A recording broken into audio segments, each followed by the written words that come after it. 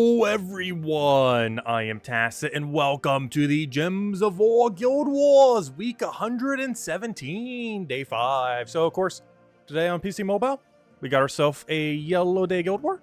We're also going to be trying to clear up most of the events. We should be able to finish out the Halloween event today, as far as getting the last reward we need. And yeah, just kind of a day for finishing out events, as well as finally consolidating all of our EXP boosters. We have, I believe, 7. We should have 8, but I accidentally forgot to grab it that one day. However, we should have 8, but we do have 7, which is almost 2 hours of EXP boost. Honestly, with all the time in between, it pretty much will be 2 hours of EXP boost. So the game plan is we go do Guild War, we go run every daily, finish out the Halloween event, you know, all that good stuff. And then after we go claim everything from all of those, like this Power Orb and everything else, then we're just going to go and run 2 hours of EXP boost. And I'll be like 2/3 of stream probably, since everything else should only take like, what, about half an hour. Anyways, let's go start with the more interesting things, and let's go straight into Guild War. We have Guild War Yellow Day, of course, as we mentioned. We are currently winning, which is nice to see. Hopefully we keep it that way. This is technically a pure yellow team, though very much not the team we're running. What is my yellow team right now? Do we need a revamp at all? We're running a Hiking Iron Gut Catharix build. Honestly, I'm happy with that. Also, what funny thing about this team is it's almost pure brown.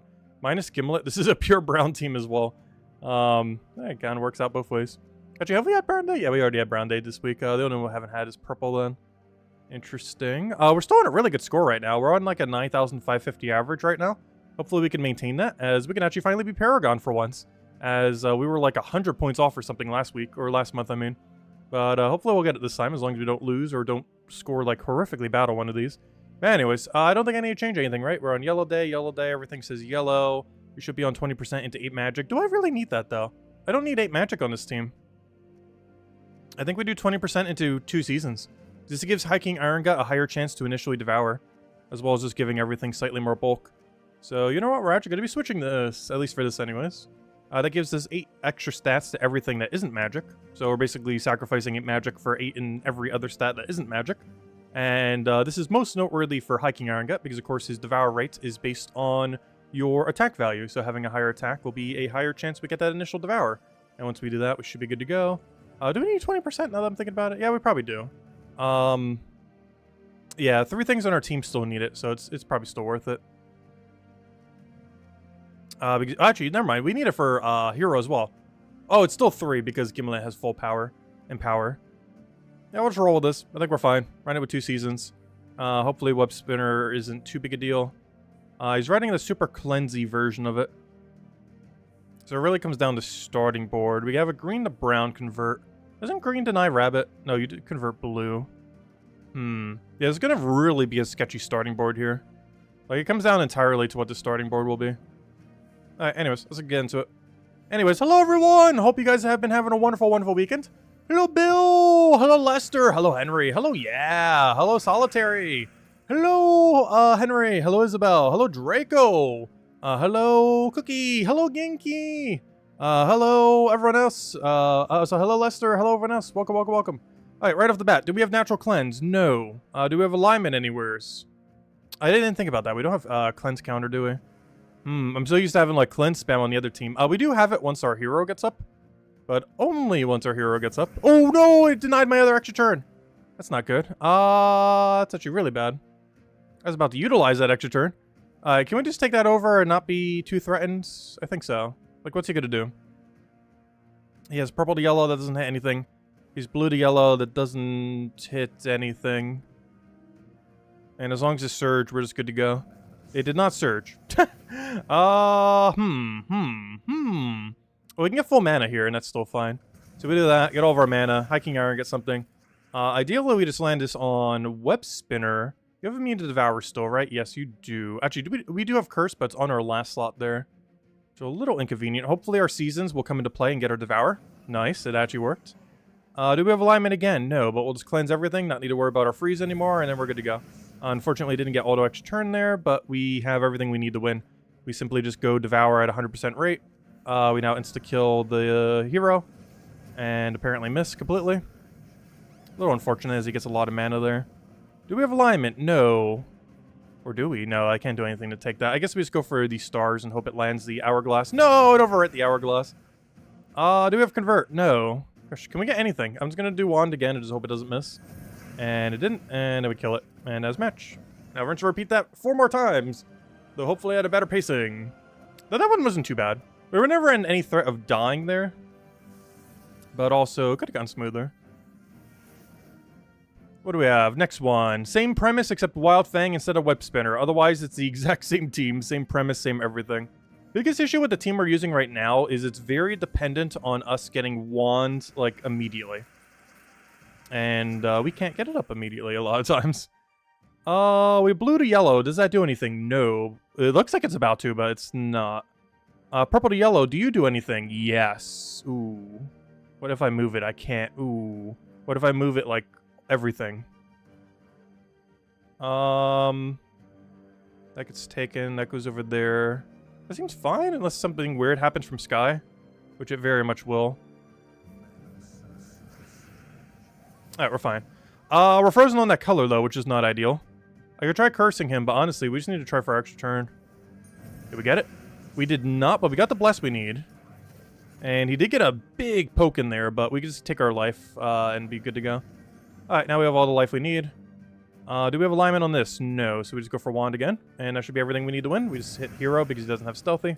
We have Catherics for that. Let me take that brown just to make sure we have full mana here. You don't have any immune to devour, right? Nope, you just place bless, so I can just kill you out. Kill out hero, hopefully land extra turn for full mana. And yeah, this match, we'll do it for a little bit extra mana there. And there we go. Not too bad. A little sketchy. We probably lost a lot of points with that one hit he got on us. But aside from that, went well. A pure orc team. That's a bit of a weird one. Using Eye of Argris for the skulls. Orc weapon. It's going all in skull initially. The main thing I don't understand here is why Garnock? Well, I guess 50% meta start for orcs. I guess that makes sense. Even though he has the leadership trait, he's like never used in first slot. But yeah, I guess that kind of makes sense. An interesting team. Pure orc. That seems like it should be fine though. Also, hello Haley, welcome, welcome. Unless we just get a really bad starting board, which this definitely isn't a good starting board. What does he have? Yellow to Skull. We don't care about that at all, though it will be annoying that we're going to be forced to have to take Skull the following turn. But otherwise, that doesn't really do anything other than deny our yellow that we don't really need. That weapon getting up is kind of scary. I want to take a red here. Yeah, I kind of want to take a red right there. Now we get a little bit of mana. He does a little bit of skulls. There's a lot of skulls on this board. Pretty much neither of us can really do much with at the moment. Do I just poke him? I feel like I should be going for mana. But I also feel like I should take the skull, but I also need like 2 turns worth of mana. Well, we have barrier on brown, so let me just take a brown. He'll take a skull. It doesn't even matter unless he double taps us, which he will. Apparently even a triple or a quad. Is he going to get the quad? Let's see. He's getting mana going. But then it stopped. And then we just go for all of our mana. Then we cast wand, and then we win. As long as he doesn't do anything too scary the following turn, we'll have barrier, he'll hit on barrier, and then we win. So we'll just hit on barrier there, and now we win. We just need this to not miss, and it's over. And it is over. Okay. Now we Iron Gut you. We then Catherics. Actually, we have free skull, might as well go for it. Then we Catherics you. Ideally, we would have gained way more mana than that, but okay. We'll go for wand, and it should be match. And then we just hit it with a Catherics again. Hope it randomly lands some mana. It hits absolutely nothing, as per usual. And there we go. Yeah, so far, so smooth. I still feel like we're losing a lot of score. It seems like a 9,350 week. Completely different team. But not really. It's still Moonrabbit Mercy. Is it that different? Actually, he's using triple empower, of course. It's triple empower book. No stealthy again, though. It's scary in that he's going to get mana really quick, but as long as we get a good starting board here, he auto loses. We did not get a good starting board. Ooh. We're not frozen on purple, though, so that's good. So let me take all that purple. Has our board gotten any better? No. Alright, let's double check every convert he has. He has red to yellow, that does nothing. He has purple to yellow, that does nothing. He has blue to yellow, that does nothing. So let me just take a blue, he'll do whatever. Doesn't matter. We throw a wand, we then win. So he does a thing. The thing does nothing. Oh, we're also cleansed, so that doesn't really matter. We would have been cleansed right here anyways. I don't think we landed extra turn there. Okay, we did somewhere in all that mess. I can now... you have immune to devour, so I can't do it on you. I guess we target Mercy. You have Bless. We can't actually target on you. Oh, you got Bless from Moonrabbit. I was gonna say, how did he get that Bless? Oh, no! We didn't roll the No, we didn't roll our 79% chance to kill. Alright, well, round 2. Go, 79%, round 2. Alright, good. I was gonna say, if it missed both times, that'd be kind of unfortunate. I think we still would have won, even if it did. Though that would have been really unfortunate if it missed 279%. That's why we went with the seasons. That little bit extra kill chance. Because it does occasionally miss until it has 100%, which case it will never miss. But anything under 100 for that initial hit can still not roll the Devour. We're back to the Wild Fang team, except this time he's using Surquet and Hadley instead of a second Empower. Interesting choice. Though what knight are you giving 50% mana to? Just itself? I guess he's using as a Skull Span. That's a little weird. I guess he's using the other Empower for a different day. He must be using Moon Rabbit on a different defend day or something. Interesting. It's still Elemental's book, so all we have to do is hit it with insta-kill and we win. As has been pretty much every battle here. They're not running any stealthy hero classes, so you can just target them directly. Oh, please don't ruin this. Don't ruin it, don't ruin it, don't ruin it. Okay, nothing happened to ruin it. It's over. He didn't land freeze or anything. Actually, does he even have freeze? Oh, he hit on something that has immune. Wait, what did he land on? Oh, he must have landed on hero or something. Or Catharix, I guess. But now that I think about it, half our team is immune to freeze. But, there we go. And that should be match. All we have to do is devour... Well, I can't devour his hero, so we have to devour you. Ooh, once again, a missed Devour. Though ultimately, once again, probably not going to matter. As long as this wand doesn't miss. Ooh, okay, good, good, good. It landed the Cascade there. Alright, round 2. Can you Devour? The only problem here, though, is after I get this Devour, we do not gain any attack because he was entangled. So we still have the low 79% chance thing. Still fine. I don't have a board clear to go with this. Let me just take the brown, then the yellow. Or the brown, then the brown. Or just keep taking skulls until they all die. Okay, we got Iron Gut again. Once again, I can't do hero because he's not cursed yet, and it was killing with Catharix, and that's match. I've had to guess it's a 9,450. Didn't I guess that last time and it was like 9,500 something? I don't feel like it is, though. We lost way too much score on the second fight. I felt like the third was slightly slow. Oh, nope, it still was. 9,550, basically. Wow, our average is doing really good. Hey, we're gonna move up as well. Though, honestly, I kind of don't even want to move up in a bracket, but, let's go take our score real quick. Because this is one of our better weeks in a while. So I actually have it on my calculator right now. Last night's average was a 9,579.5. So we're actually going down right now.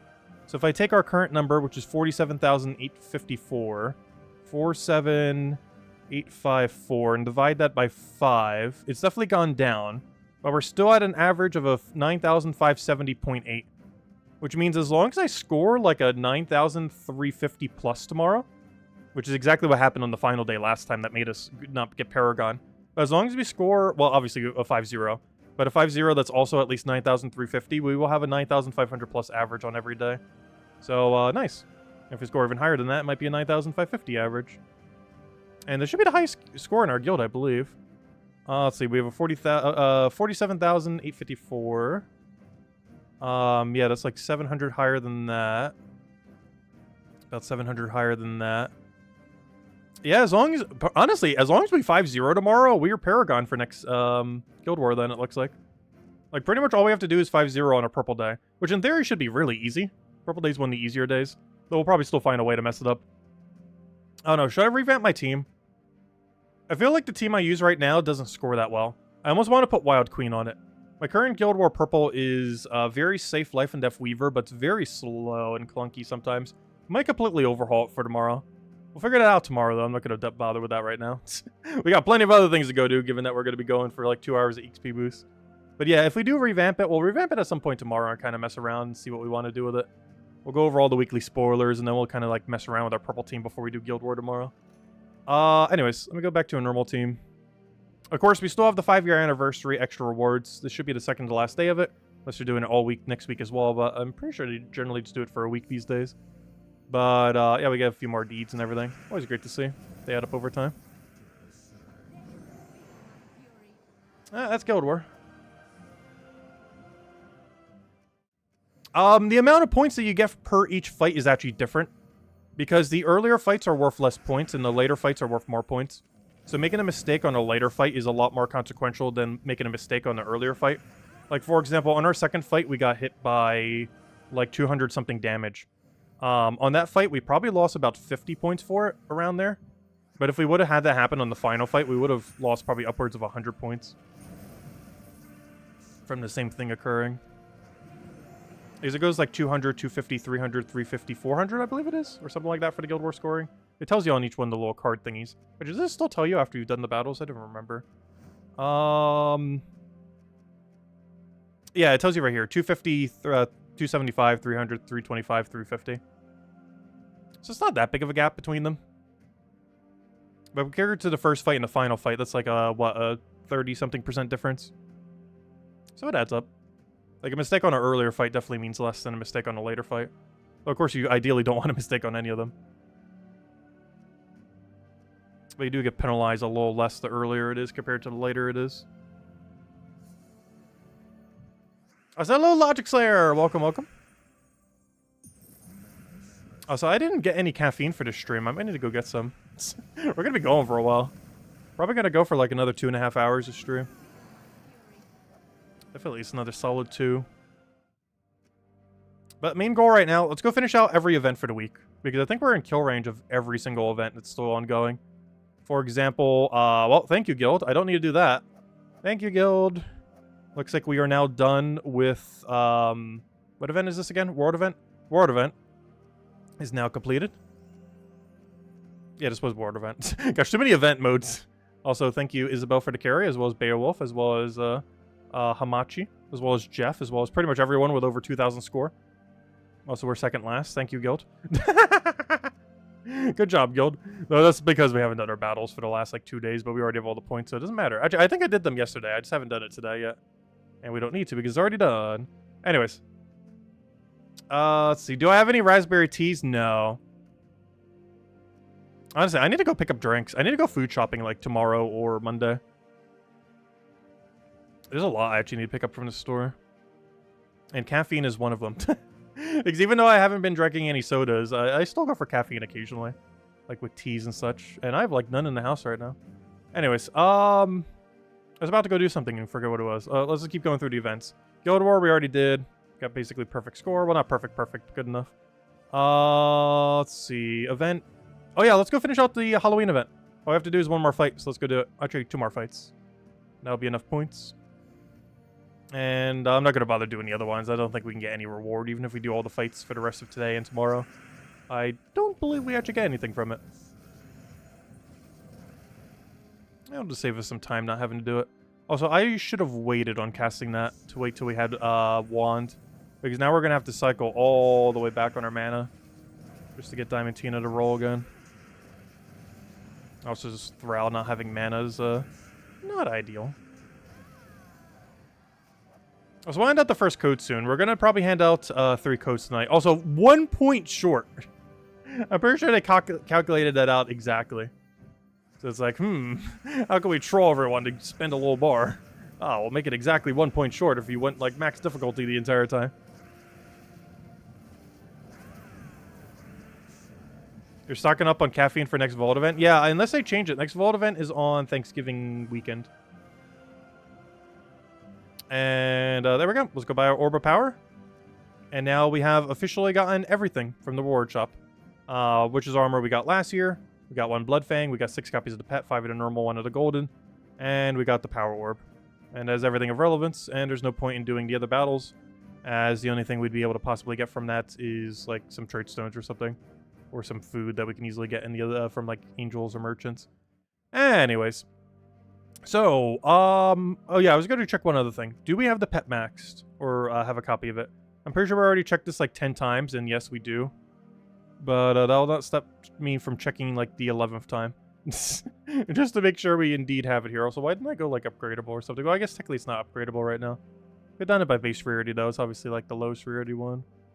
Oh yeah, let me just do it that way, because I'm not going to find it this way. Actually, there's another way to do it. Let me go to Golvania. I know for sure it resides in Golvania.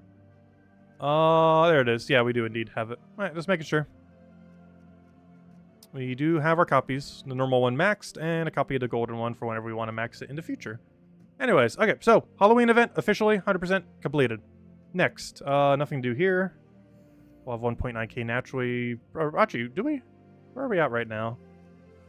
Yeah, if we win every Guild War fight tomorrow, which I hope we do, we will be in 1.9k. We'll be good to go. Anyways. Also, gosh, I forgot how many people play PvP. I still keep forgetting, like, how big the player base is for Gems of War sometimes. Like, we haven't done a small amount. I don't know. Like, we've done a small amount of PvP, but, like, basically the amount that you would kind of be expected to on a Guild War week. And we're still at, like, 28,000. That is so low. There's so many numbers. Anyways, let's see. Obviously, we haven't really done, like, any extra PvP, though.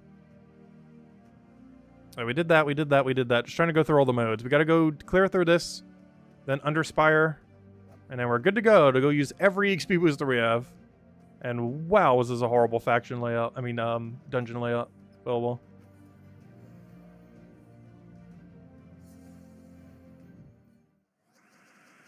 You can't afford to go into a food coma for Thanksgiving.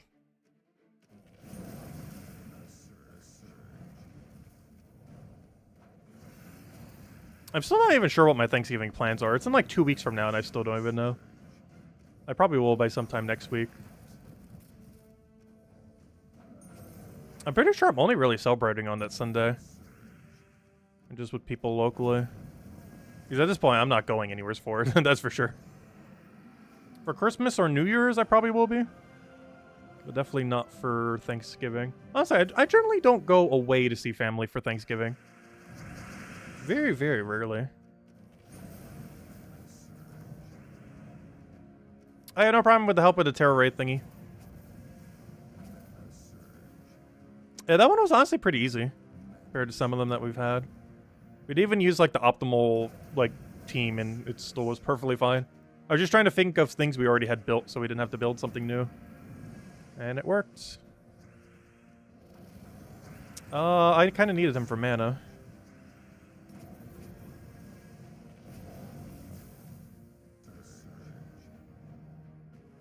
Oh, he's gonna kill us. I forgot his skull damage like 1 billion right now. Well, you just let him have the other skull. And there we go.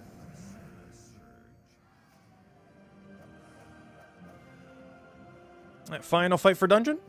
Then I think the only thing we have left as far as completion things for like weeklies, dailies is under Spire. And then we can just go straight into just EXP boosting the whole stream. And as soon as we finish out this dungeon, we'll go hand out the first code. Then we'll have the other two as we start slowly going through the boosters. Which means at this point, we'll probably be done around almost 11 o'clock. Gosh, we're going a while tonight. One of the later night streams.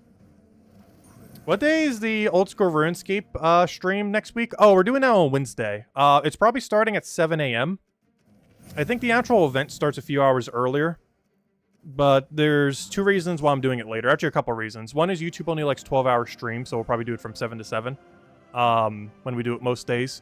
The other reason is, even though I think it's technically happening, the update a few hours before then, there's going to be like 1 billion technical difficulties. So I'm just going to wait and just sleep in a little. So yeah, we're going to do it at like 7 a.m. Do it from 7 to 7. And a lot of those initial days, I think we're just going to do it from 7 to 7. That way it doesn't interfere with Gems of War stream. Or if I oversleep a little, maybe like 7:30 on some of the days, but pretty much 7 to 7. Or 7:30 to 7:30. At least for the first several days or so. Anyways, we did that, we did that, we did that. We did that. What am I still looking for? Oh yeah, under Spire. To the under Spire! We are currently in the second to last section. Which means we might need to step it up a little. Because, we need to get into that final section. We're almost on the final day. Yeah, I might need to overbuy torches today, let's see. No, it depends if this path right here leads us to the boss or not. If it does, we're pretty much going to be good to go. If it... Oh yeah, let me go hand out the first code. Here you guys go. Oh gosh, my brain's going like all over the place right now. But, here you guys go. Enjoy. Use it on, the second one didn't go for some reason. Use it on gemsofwar.com for the game code section. Your invite code can be found in your settings menu. Redeem code is right over there in chat, starting with QP. And it gives us the same loot as always. True treasure maps, 1 gem key, 200 souls, and 2,500 gold. Enjoy, everyone. There we go. And definitely feel free to leave a like on stream. Helps a lot and is greatly appreciated. If you guys still have any other questions or anything you want me to go over, do let me know. As we're pretty much just EXP boosting the rest of the stream once we finish out this Underspire, so we can easily go address anything else. Okay, we'll throw that down. And we'll have 2 more codes to stream in a little bit. And Isabel just posted the code, or the link to go use the code thingy. Also, why is this thing missing so much? Like, half their team is cursed. You should have so much more gem spawn. There you go. Battles like this makes me want to switch back to Zolgoth, but the second I switch to Zolgoth, I'm going to want to switch back to this team. So I'm just going to stick with this team. You know, the second we switch off of Zolgoth, or switch to Zolgoth, we'd be like, I don't really want a Zolgoth again. I think the biggest issue with this fight is they have 50% and 25% spell reduction. Something we don't see on most fights here. Which is why this one seemed particularly annoying. Because it is. And this is the guy with 50%, of course. Keeson points his infinite survivability against spell damage. And he's dead. Wait, we didn't have enchant. I thought we did for some reason. I was about to click it like, oh, we'll enchant to full mana right now. I think I was looking at the curse animation as enchant. Which are two very different effects.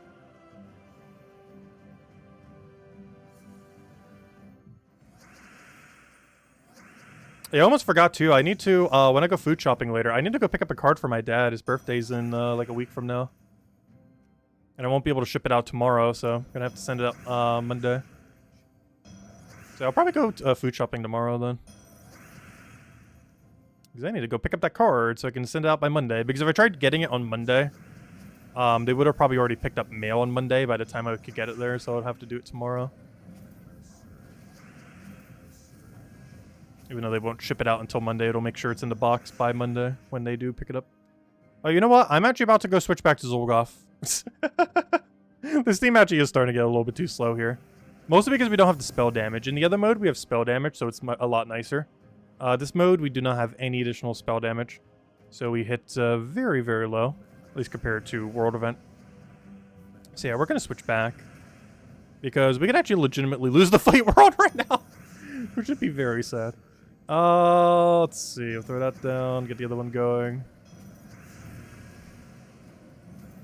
Alright, there we go. Its loop came through. But yeah, I'll switch back to Zolgoth. And by that, I mean 3 Zolgoths. He's just trying to fall off too much here. Oh wait. Wait, I never got a 3rd Zolgoth? I guess technically we don't need one. I'll go, what's his name? Because I think our weapon crate's brown and purple anyways. What is it called? Dark Troll, I think? Yeah, Dark Troll. You crate brown, right?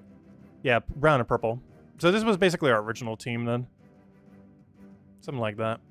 Anyway, let's roll. Oh, I do need to change banner now, though. Because now we don't need minus blue. We need minus, like, green or so. Actually, let me just do it based on our color, and then we can minus whatever. So what I need here is... Do we want to go red? I guess red, purple.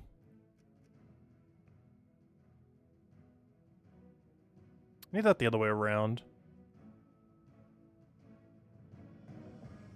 Apparently we don't have it the other way around. Alright, fine, we'll run it this way then. Let's do red plus 1 purple instead of plus 2 purple plus 1 red. Because we don't have a correct minus anywhere, apparently. There are so many combination of banners we don't have. I'm not sure what the full calculation is. But there must still be a lot. Because I feel like anytime I want a really specific color combination, it's never there. There's a good number of combinations, especially if you consider every minus possibility.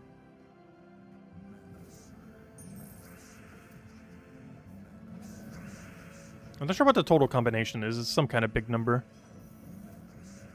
But they should be adding more warbands or something else to kind of speed it up.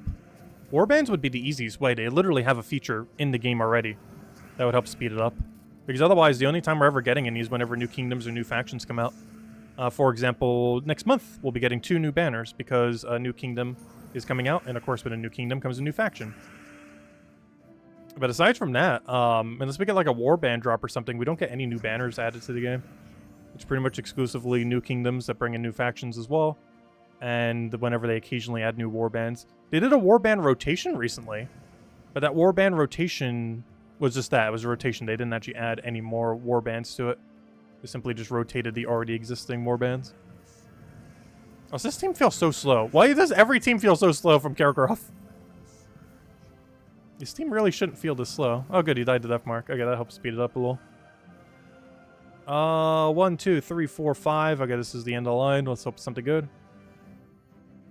What's the best way to pass on feedback about a possible miswording on a troop spell?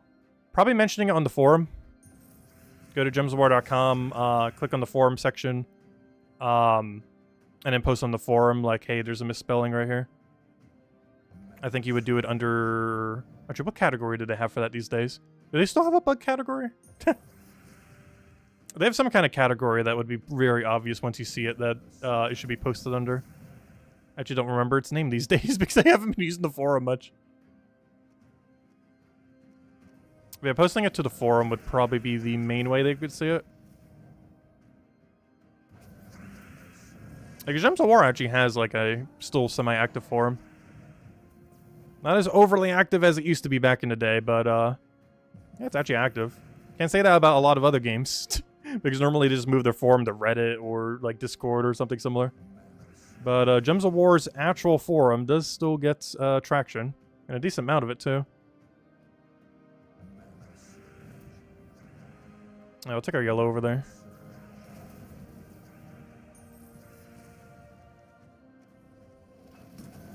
Though the devs don't check it nearly as much as they used to. But they do still check it. Or at least someone on the dev team does.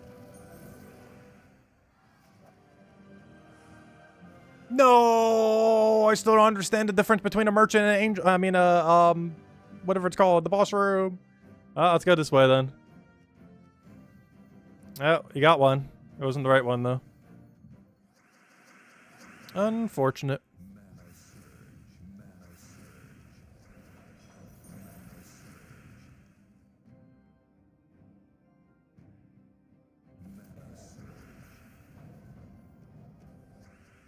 Not sure we should target. Let's go for you. We're all about the same value. Second Zolgoth, nowhere's near full mana.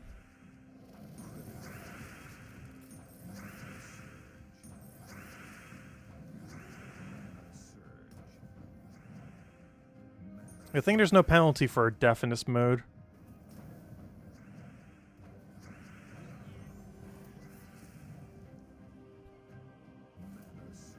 Let's hope this doesn't miss.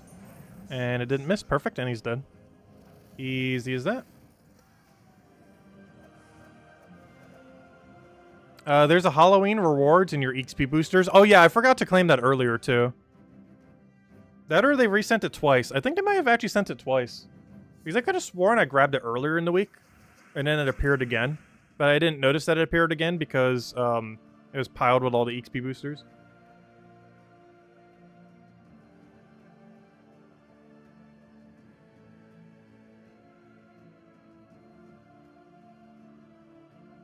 Alright, let's see. Also, you know what? We're going to be running a lot of those timers.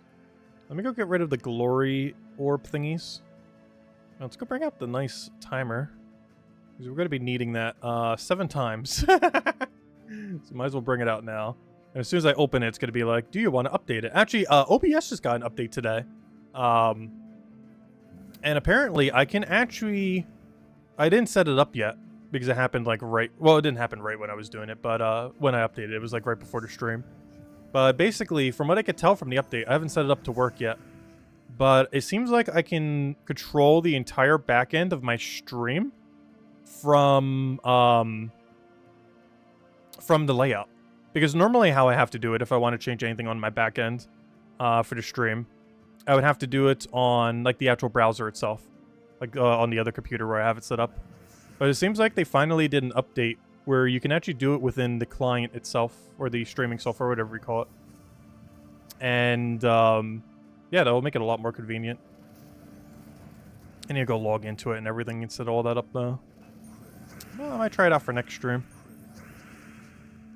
Because that means I could change my thumbnail from this computer, I could change the, like all the, any other various backend settings. Could even change the title of the stream, all that. Because right now I can't from this interface. Like if I wanted to change the title of the stream right now, I'd have to go in the back end, not through the streaming software. But it seems like with the change they made, you can just do it directly through the streaming software now, which is pretty cool. Seems like a feature that should have probably already been in there for a while, but a really big one nonetheless.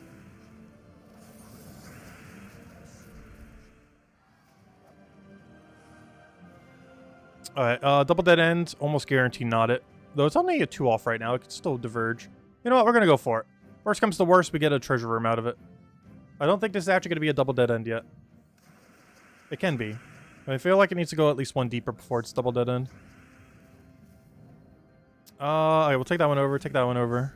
Though it can still be double dead end, though.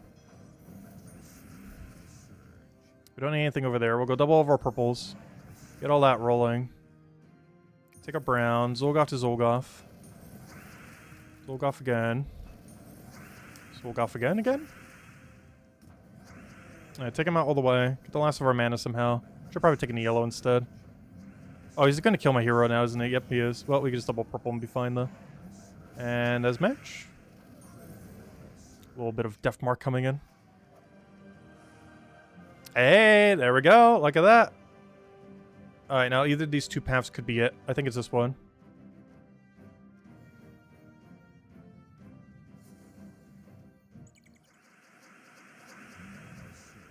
Alright, we'll take all that mess. Can't take red, can't take the other thing. He just converted away. I know, I needed that. I was about to use that. Double the purple, hope it doesn't miss. Right on his Zolgoth. Rinse, repeat. Double purple. Double Zolgoth. Pokety pokety. And as match.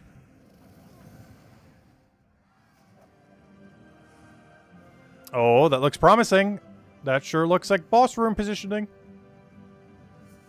It does like to curve. And condense into like a small little square. I'll take that one over. Bit of poke here. Hopefully that gives both of them the full mana, or it could just completely miss and not give us any mana at all. Wonderful. Okay, let's double brown here. Brown 1, brown 2. Double the billion purples. Somehow that... Okay, good. I was gonna say, somehow that's not full Zolgoth mana. But it came through in the end. Nice. That's not enough to kill, but... Oh, no! I can't even hit the other one because it's stealthy. Come on, Zolgoth. You're already there. There you go. Nice. We got it. This is not one we need to use the thingy on. We're in the final section now. So now, to torch or not to torch? That is the question. I think we don't need a torch. Because how many battles are we going to have tomorrow? We're going to have 7, plus the 5, plus the 5, and if we truly, truly need it, plus the 5. That means we will have 15, 22, plus 2 lanterns, so 24. If we don't somehow complete it in 24, there's a problem. I think we'll be fine. Technically even less, because I think we're throwing 2 into it this day, so 26. If we somehow do not finish it within 26, there's a problem. We should 100% get it done within that amount. That'd be very weird if it doesn't.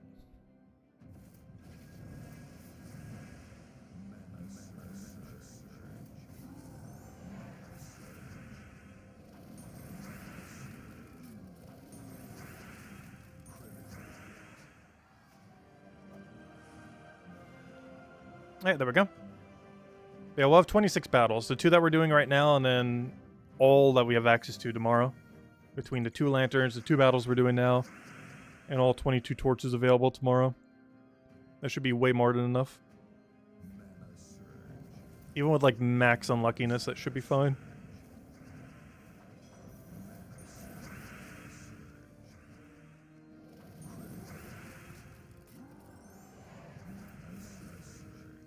The one thing to put into account, what if we start losing fights? Because this team actually can legitimately lose if we get really unlucky. Mostly because Zolgoth missing.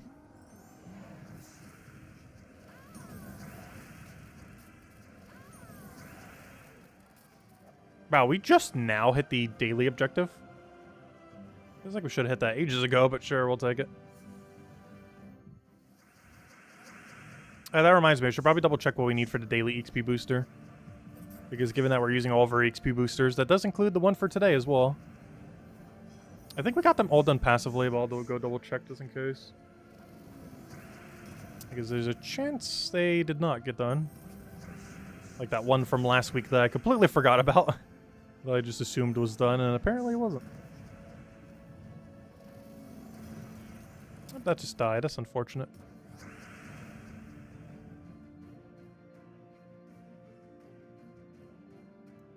You know what? We're just gonna hit him again.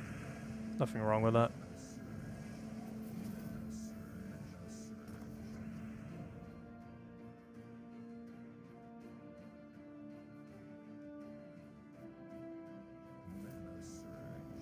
He's gonna die before we can get that full mana for sure. Oh, especially if I just give him the win condition. Well, let me hit him with a skull. And then we will very slowly get the Zolgoth to full mana. And if he somehow kills it, the other one is barrier and pretty much at full mana.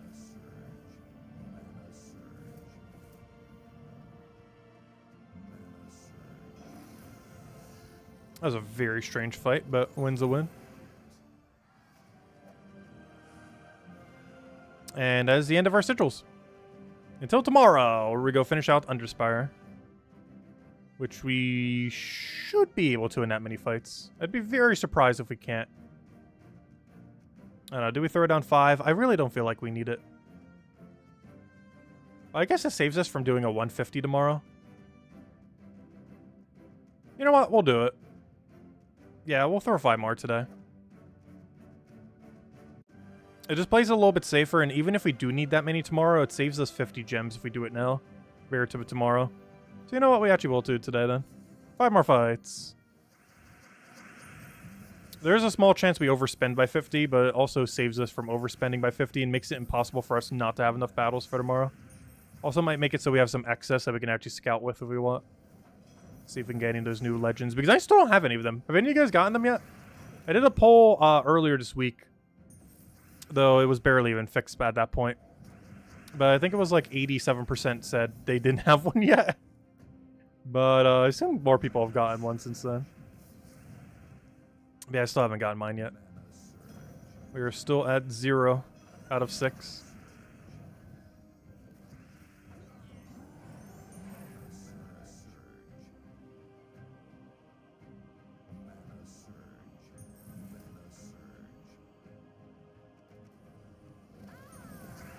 You got none of the new troop. That's unfortunate. Yeah, they're very elusive. We've had at least like 30-ish dead end rooms now as well. Since they fixed everything. And still none. Some pretty high tier ones too. Though I haven't seen a mythic one yet. Have you guys seen a mythic dead end room? I've seen a legend once. And an epic like 3 times. But I've never seen the mythic dead end room. Which I assume is the one that can also have things like lantern and stuff. Unless all of them can. It's just weighted differently. But that definitely seems like it would have a really high chance for lantern. Given that that's pretty much the best loot that isn't the troop itself.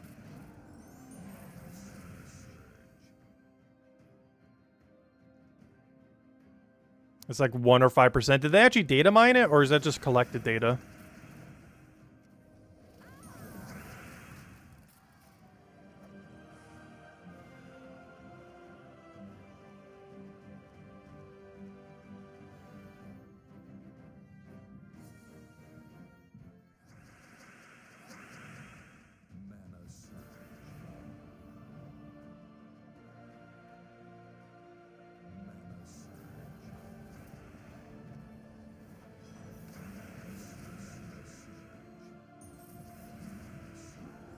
I should have taken an hourglass gem first, so I guess it doesn't really matter too much.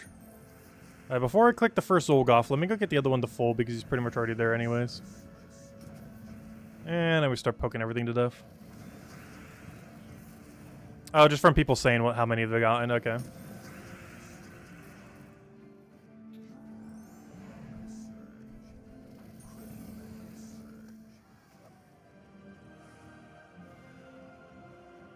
Are we just gonna get a straight line? Look at how big this straight line is. It's going like across half the map right there. It started there and just kept going. That's literally halfway through, right? Look at that. It's just gonna keep going. Because it's already going at least 1 more, if not 2 more. Like, it's guaranteed to go at least 1 more. We basically got like a straight line through half the middle of the map.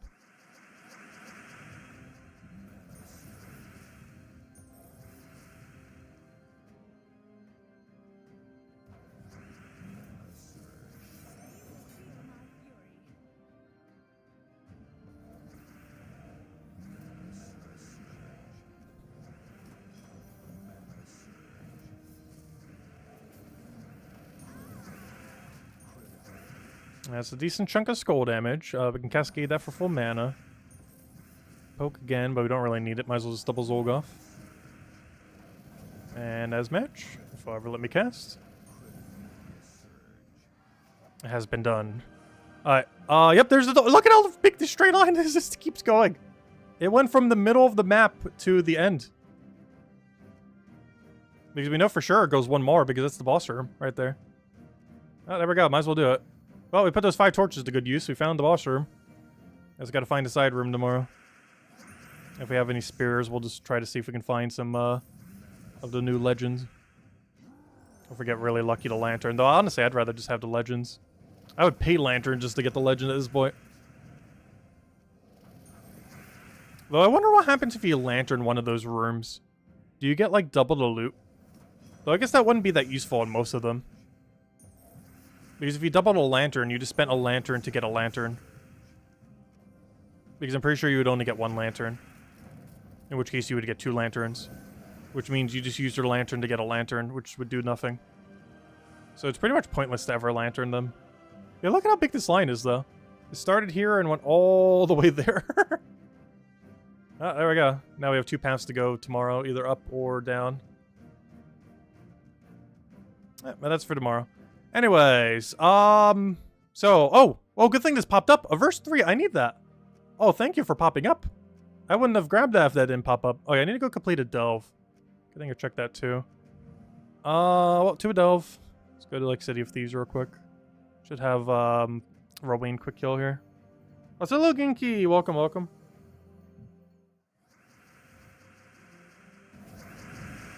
Oh, you can't even double reward it? I guess that makes sense, because the chest is technically considered a different fight. Or, you know, like a loot after the fact. Yeah, it wouldn't have been worth it to even double it. But apparently you can't even double it. So even less of a reason to.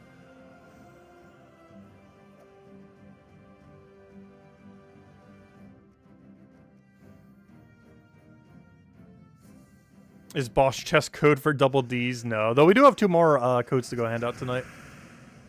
Not quite yet, though. We're still going for about another 2 hours tonight. It has only just begun. One of our longer streams in a while.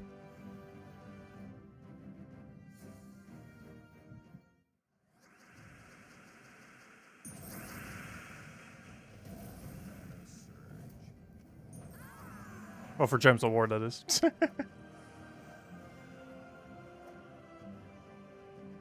Still holding out for that treasure hunt rework. Alright, that's all good. That's completed. Hey, tribute's ready. Grab tribute. Not. Whoa! Whoa, whoa, whoa. How many kingdoms are there currently? We just hit a 35 tribute.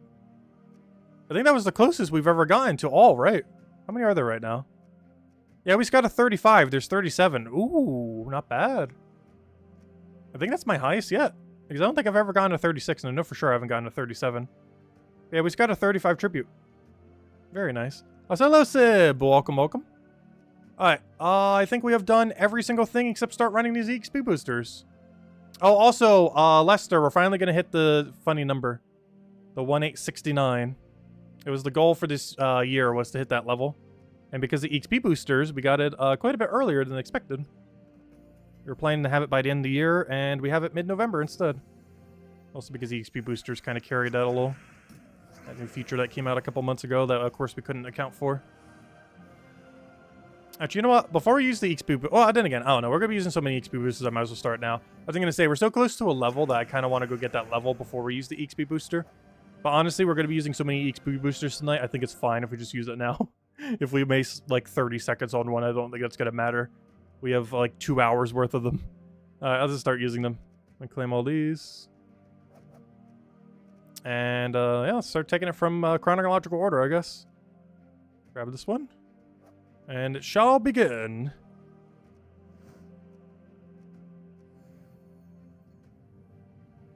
You stopped playing for a long time, you don't even know where to start. I would say just getting acquainted with the dailies again. A lot of the dailies, weekly, stuff like that. Just kind of gets you back in the groove of the gameplay, as well as, there's a lot of free loot. Vault events have been super ridiculously ultra buffed to give you, like, infinite loot compared to what it used to be back in the day. Next Vault event, I think, is Thanksgiving weekend. Unless they change the date for it. Well, you still have to wait a little while until then. You can catch up on loot so absurdly quickly. Like, depending on how much progress you have on your account, you might be able to double it within one single weekend. It's actually insane. They have buffed it so many times since you may have last played.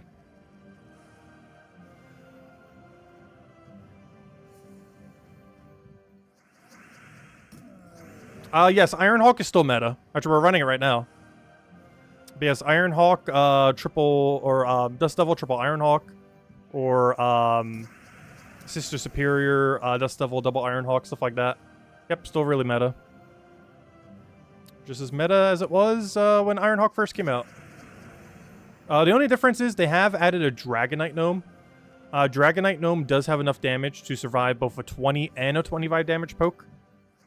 But aside from that, this team hasn't really been nerfed. The closest they got was adding Dragonite Gnome, which is like a new dragon currency that you use for getting a bunch of dragons.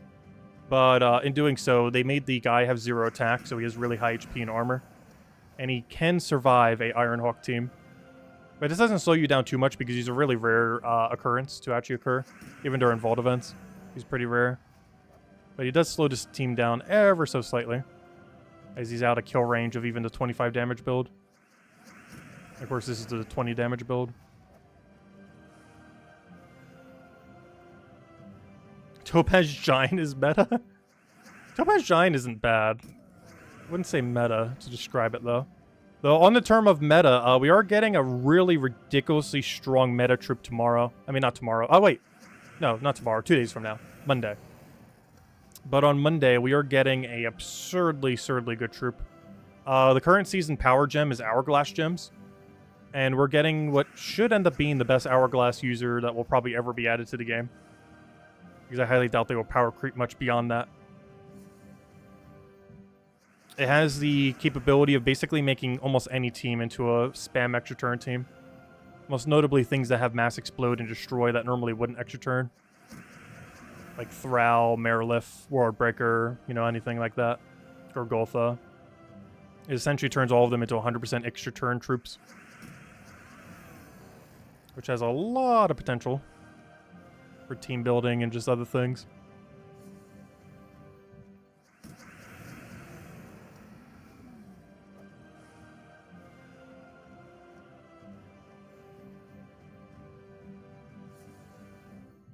There's a troop like Zolgoth? Yes, Catharix. Is it worth the power gems? I would say yes, because there's not really much else to use it on. There's only 3 things you can use power orbs on currently. It's Zolgoth, that should be your first priority. Enrage Carandera, which is still good, but it's only really used in Guild War Defend. And Catharix. So yes, if you have Zolgoth already, I would invest it into Catharix next. Because Zolgoth plus Catharix, pretty decent. They're often used not with each other, but you can use them on the same team to cover every color with 2 insta-kill troops, which is pretty nice. Hello, Crisp. Welcome. Hope all's been well. Hope you're having a wonderful weekend. But yeah, it's pretty good. Actually, honestly, it synergizes better with Iron Gut than it does with Zolgoth normally. I think we used it for Guild War today, too, didn't we? If you look back at like the beginning of stream later. We ran Yellow Guild War today. And our team was Wand, which is a newer weapon that you wouldn't have access to quite yet. But we ended up running it with a 6-color Wand, which is a new 6-color weapon for Hero. But the main premise of the team was Iron Gut Catharix. We were using an Empower Mana Accumulator to get them up. And then you use Iron Gut and Catharix. Catharix having Curse, so you can hit Iron Gut with everything with his Devour. And, you know, Iron Gut just doing his normal Devour stuff. And Catharix doing an insta-kill into 4 times Curse. Works out pretty well. You use Fairy Fire too, but honestly, I don't feel like you use Fairy Fire that often off of Catharix. It, in theory, has a lot of potential, but I feel like no team fully utilizes it that well. Unless you put, like, a Tesla on the team or something. Oh, also, Tesla got buffed like crazy for some reason. If you remember Tesla being strong, she's actually stronger now. They buffed her in, like, May. They did, like, a rework to Adana. And instead of making her do damage based on magic, or, you know, both armor and magic, because she still doesn't use her magic stat despite being a mage, classified as one, they gave her a bigger boost ratio for her armor. So now she does substantially more damage.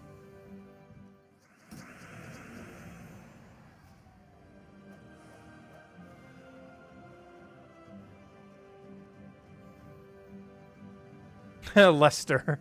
I'm not pronouncing it, mispronouncing it that badly. You're just hearing that word.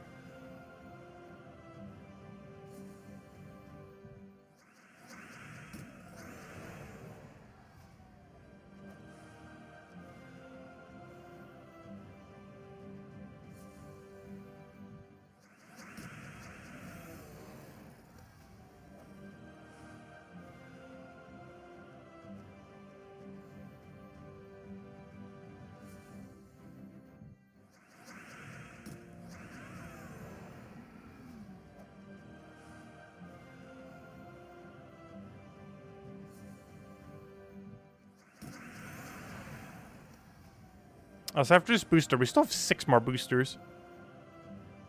Got a lot of XP to go through tonight. And I do want to get them all tonight, just in case we do lose going in tomorrow. Just in case. Because that'd be kind of awful if we save, like, let's say 3 for tomorrow, and then we end up finding out we lose tonight. And then we have to claim all of them tomorrow without the bonus. So I might as well take them all now. If we were so ahead in Guild War right now that we knew for sure we'd win tomorrow, I'd probably stall some for tomorrow. But still up in the air at the moment, so we'll use them all tonight.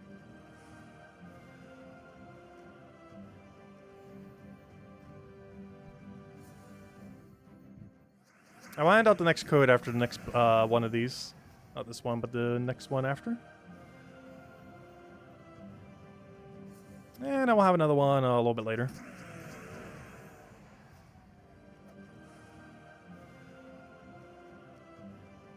I should have taken a nap before we did the stream. I forgot we were going to go so long tonight. I actually woke up pretty early today, too. I actually woke up at like 7 a.m. today. I'm not sure how or why. But I woke up really early compared to what I normally do.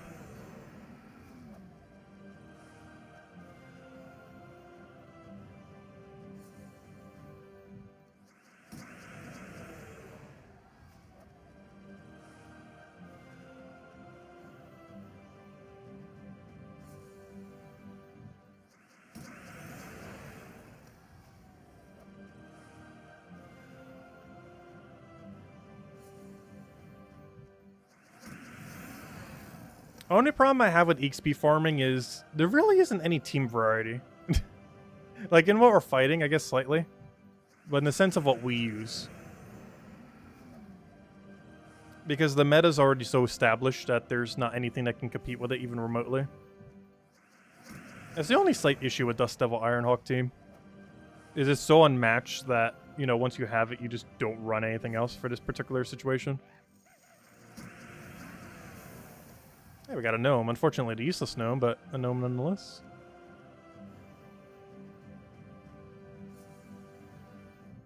Maybe it was up early for jury duty? No.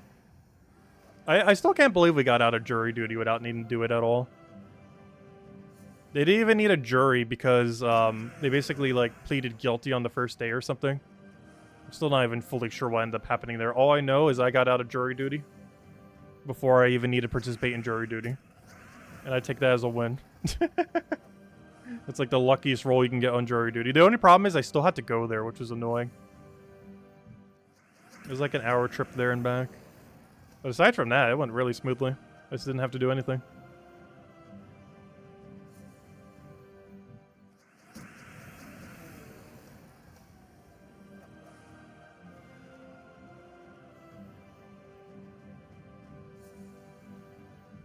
Oh, technically, I had to do it for 0 days.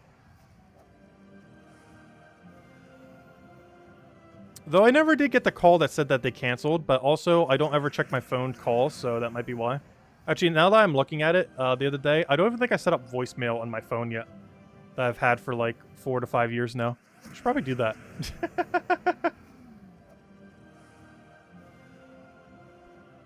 Oh, what do we have here? Hey, 3 event keys. Hello, Chad. Welcome, welcome. You were out for the evening. Hope it ended up going well.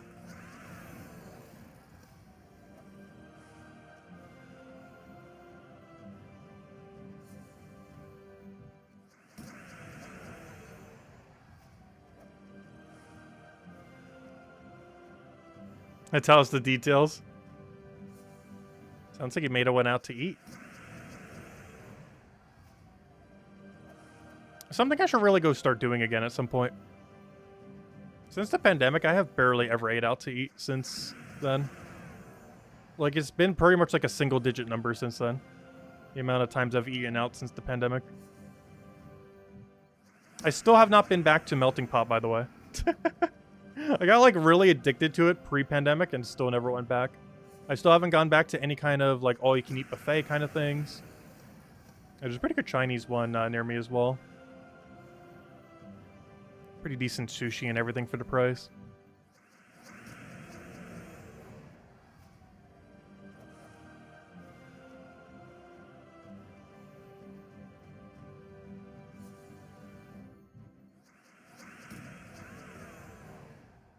We got addicted to pot during the pandemic? No.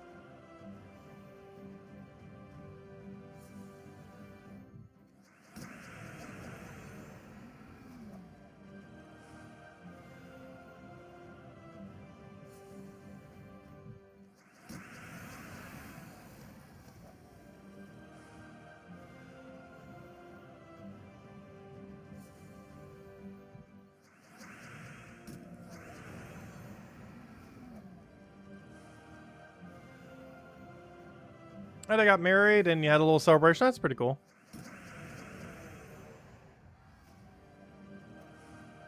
Actually, I just pulled a Lester and I definitely didn't read that as hand-fasted. I definitely put a different letter there that wasn't an A. And I like second guessed what that word was for a second.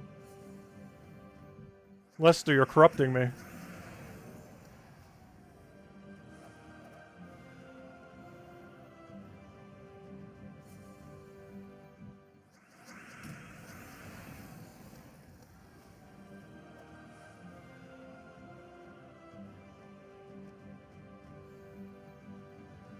Hello, Mr. Z. Welcome, welcome.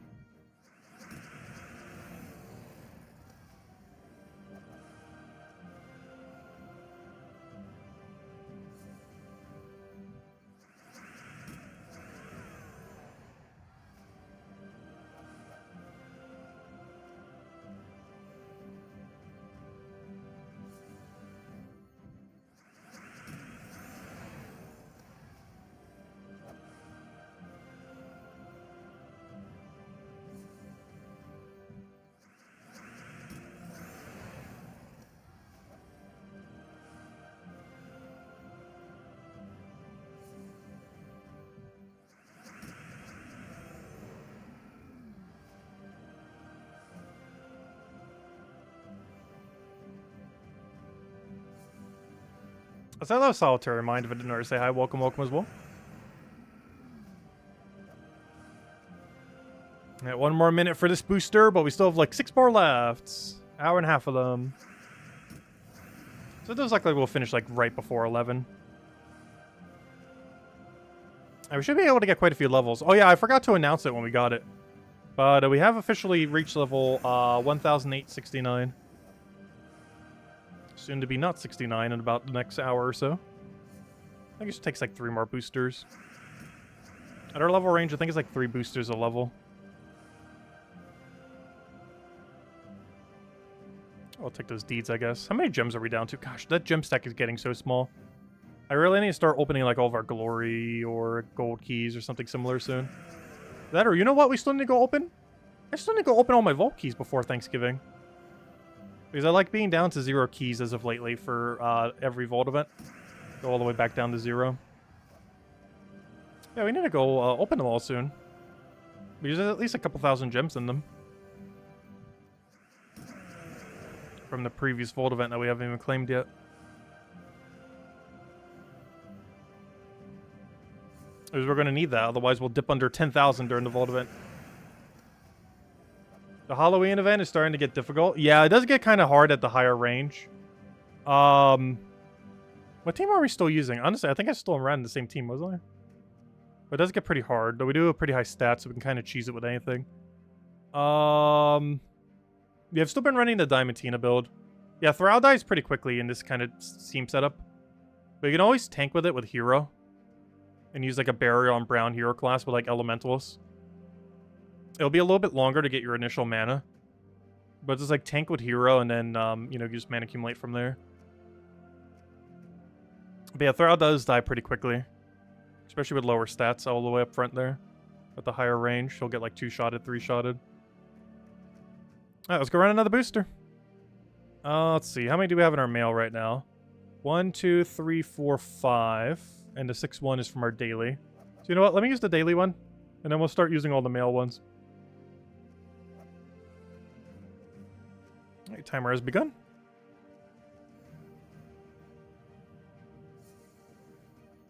Same team but using Purple Dragon. Yeah, you don't have to use Diamantina. You can use whatever your biggest AoE is. Whatever that is that's purple. Doesn't have to be Diamantina. It's just we have Diamantina, so we use Diamantina. But you can put pretty much any purple there that hits all enemies. The cheapest option being not Queen of Tanya. The cheapest option being the free epic you get from Divinian Fields at Atlanta.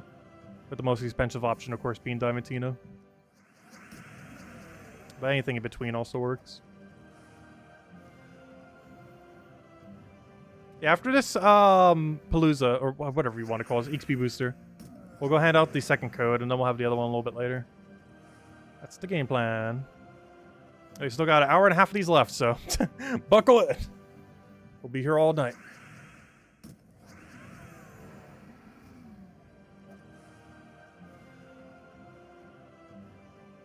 We should do a video going over all the meta teams for the years. We probably could. I would need to, like, think back, though. Though there were quite a few years where the meta hasn't really shifted.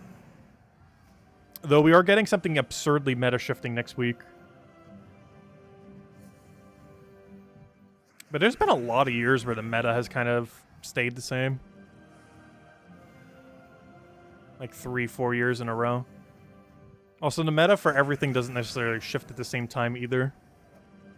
Like the soul farming meta hasn't changed in probably like 4 or 5 years. But the gold farming meta changed like last year or earlier this year. Actually, last year. Actually, no, it was earlier this year. With that new, what's his name? Troop. I can't remember his name. Some kind of new goblin. He's one of the first shiny troops that was added. There's a shiny mechanic now. Though honestly, that doesn't really do much other than make journey troops even more broken. Because most of the things that have gotten shiny, honestly, have not been that impactful other than journey troops. Like, journey troops feels like the only category of troop that has even been remotely impacted by being shiny. Out of anything that's gotten shininess so far.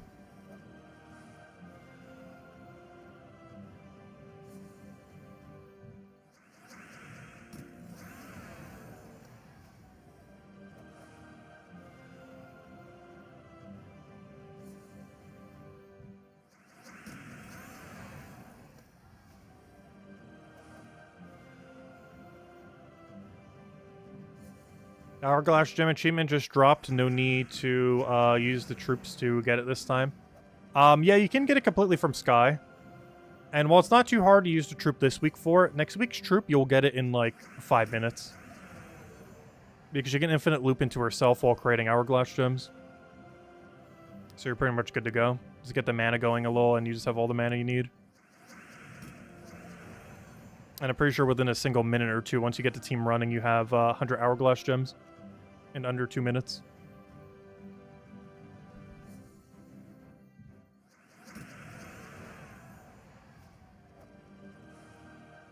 Because realistically, you'd only have to cast her like 20, 21 times. Assuming it had 0 Hourglass Gems somehow.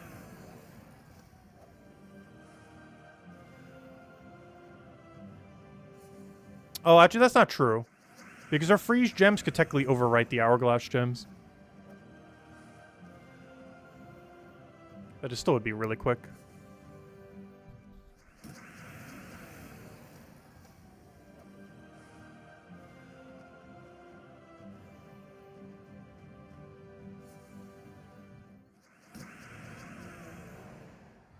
So I really need to get like a standing desk or standing chair kind of situation. Actually, is that even a thing, a standing chair? I just realized what I just said. The only problem is the desk I have here I've just had since it's been here, and it just works like so well with the room. Also, I have too much junk on this thing to support the weight of like probably a standing desk. I do feel like sometimes I need it though. Is that a sit too much some days? Especially this upcoming week when we're going to be doing that other stream. I think we're going to have an extra 12 hours a day of just sitting. Isn't that called a stool? I guess technically. I actually don't own any stools in this house. I did in some past houses, but this house actually does not have a single stool anywhere in it.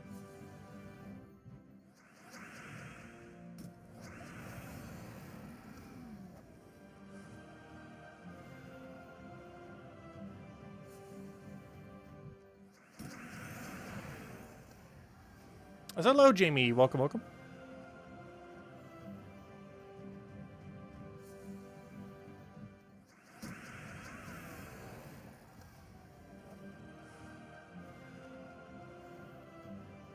It looks like by the end of the stream we'll be level 1,870 and a half.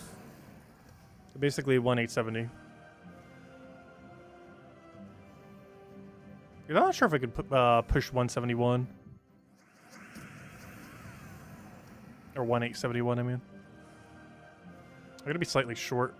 At most we'll be like 2/3 way through that level.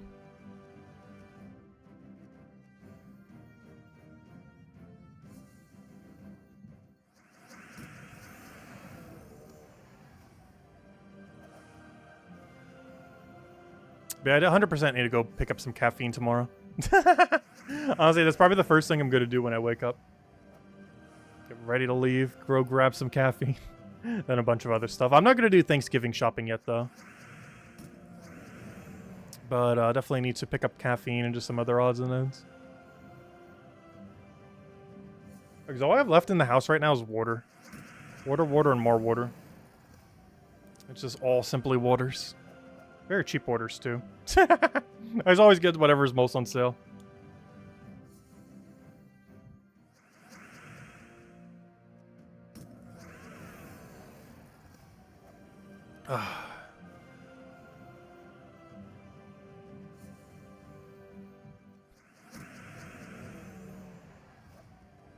So hello, Abak. Welcome, welcome.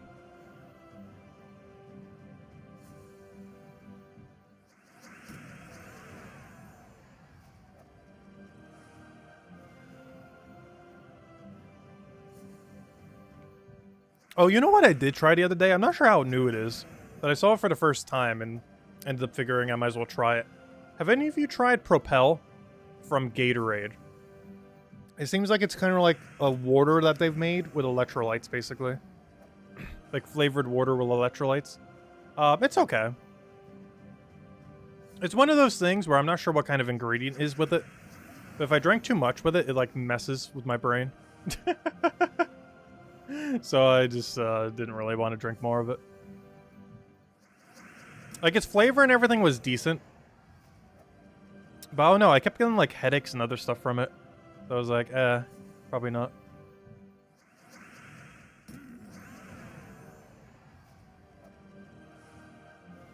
I'm not sure what's in a lot of drinks like that does it for me. Like, there's some kind of ingredients that just doesn't agree with me. And a lot of drinks similar to that. And I have no clue what ingredient it is. I should probably know.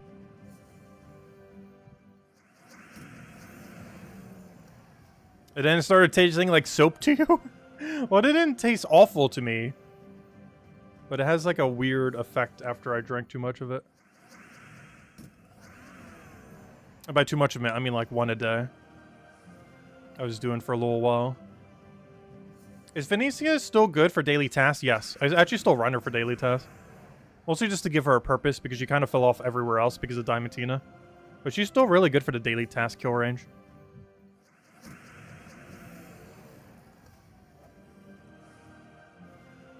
You can actually still use Venetia everywhere where you did before. Because if you don't have Diamantina yet, you just keep using Venetia until you have Diamantina. Eventually, she does basically get completely replaced with Diamantina. But until then, she's a really great alternative still.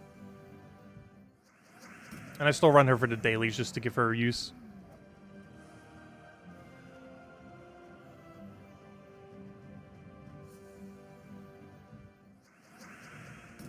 Aspartame, maybe? I have no clue what ingredient it might be. I would need to, like, source multiple drinks and figure out which one it is. Because I'm pretty sure whatever ingredient it is, it was the same one that was in, like, ice carbonated water. I think that the brand was called Ice. It's basically like a carbonated water brand called Ice. And, I don't know, just after a little while, there's some kind of ingredient in there that just really does not agree with me. And I have no clue which one it is. That's something in it.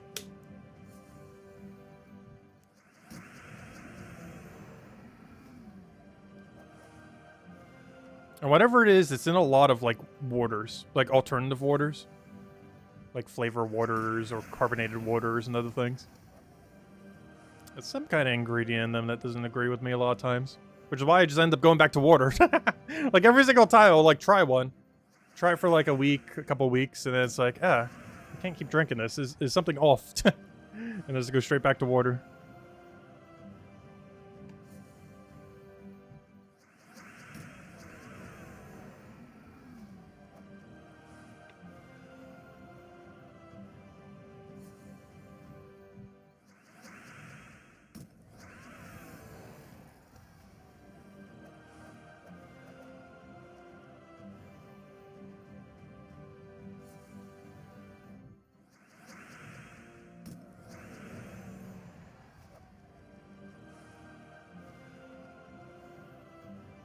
Hello, beanies. Welcome, welcome.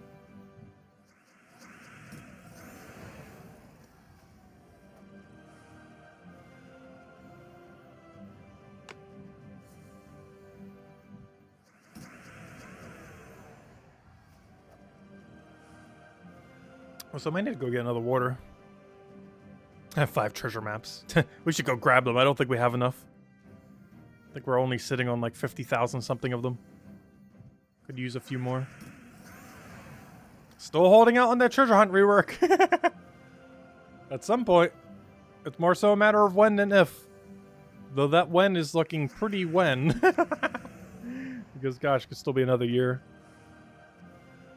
Because I'm very confident neither of the 2 patches coming up is going to be the treasure hunt rework. If it's going to happen, the earliest is going to be sometime next year. Because we should be getting 2 more patches this year. Or at least 1 more. But probably 2 more. One sometime mid to late November. And the other one mid-December. If we only get 1 more, it'll be mid-December.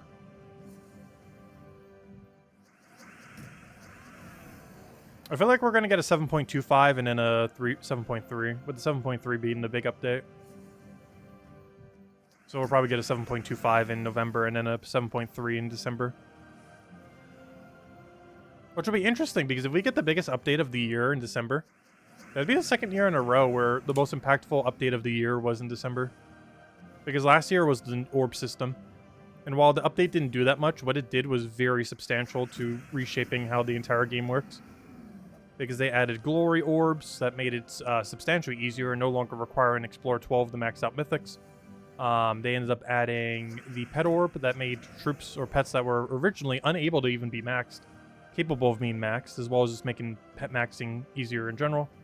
They ended up adding the ingot one, which is nothing. Well, I guess it helps newer players. Kind of like how the orange one does. And they ended up adding the forging ones, which was a great way to cover the gap of your forge scrolls, to be able to get them all.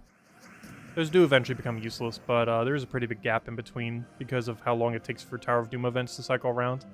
It's not as bad now because they do cycle once every 4 weeks now.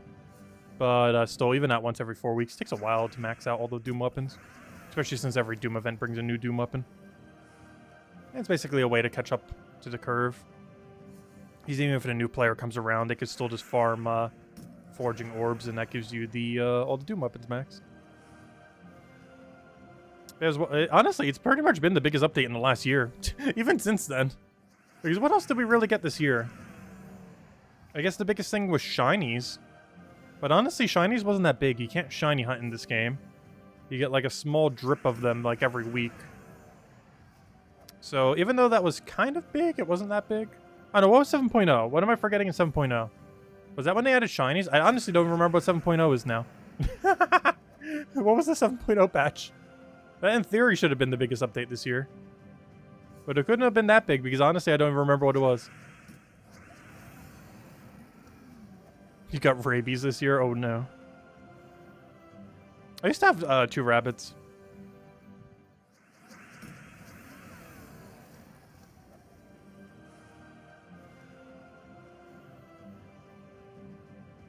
Oh yeah, Under Spire was 7.0. True.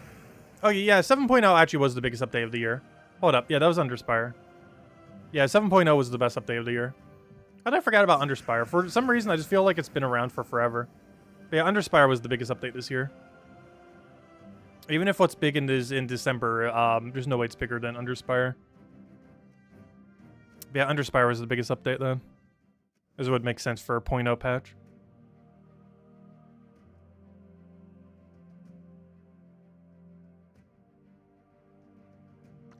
Ugh. Gosh, I just choked on water somehow. Excuse me. Anyways, let me go hand out the second code. We'll have another one in a little bit.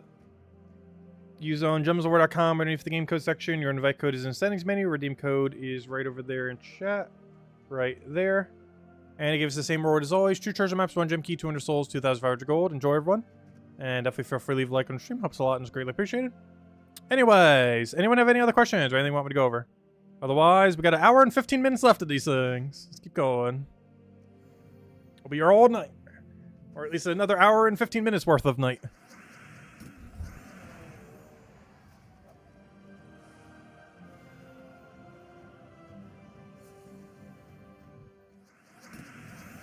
We thought a mode like Under Spire was what the dungeon rework was going to be. I'm happy we got it. Yeah, honestly, Under Spire, definitely one of my favorite game modes they've ever added. It gives good loot. The progression through it is actually interesting. And yeah, I like it a lot. Out of any pathing they've ever done for any mode, is by far the best pathing. The battles aren't the most interesting of any mode. But they're generally, like, you know, they go down easy enough while still being challenging at the later end. Like, it doesn't scale too high. So it's kind of fine. The problem with the battles is, like I would say that's the weakest thing with it. It's basically just all recycled battles from, like, past modes. But everything else with it's still really nice. With the loot, of course, being one of the most desirable things. And in the most recent patch, they buffed it, too, in 7.2. So now it's even more loot. Yeah, the buff was pretty small, but still a buff nonetheless. Basically, just make dead ends more rewarding.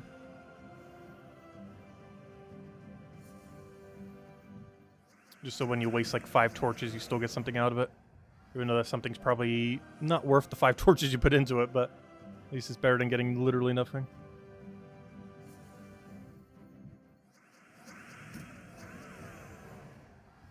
Yeah, I would say Under Spire is definitely the best mode currently. The worst one is probably Arena Weekend events. Speaking of which, don't we have an Arena Weekend event right now? I kind of keep forgetting because it doesn't exist. Like, a Weekend Arena event is such a joke. That is basically Gems of War's version of no event. Like, it's basically the weekend you just chill and do whatever, which is why we're using all these EXP boosters. And maybe tomorrow we'll open a bunch of vault keys. Because it's definitely not worth spending that time doing vault event. I mean, not vault event, I mean, arena event, I mean. The arena event is so bad. The rework that they did to it just didn't do enough to really change it. The rewards for it are super dated even after the rework that happened a couple years ago.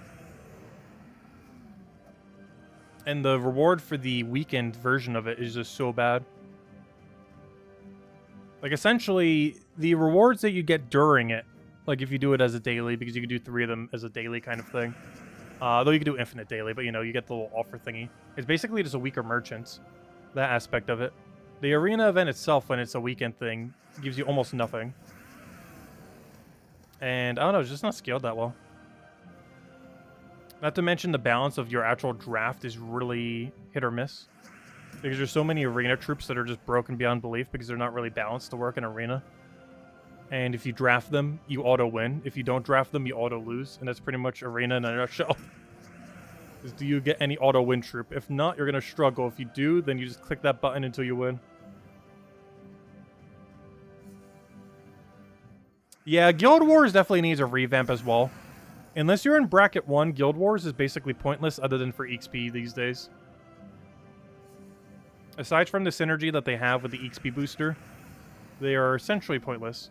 Like, it is actually more beneficial to be in a lower bracket than a higher bracket, as you get more value from winning every day in a lower bracket than you do from being in a higher bracket, with the only exception being like one of the top 3 guilds in bracket 1, which is almost no one in the game, of course.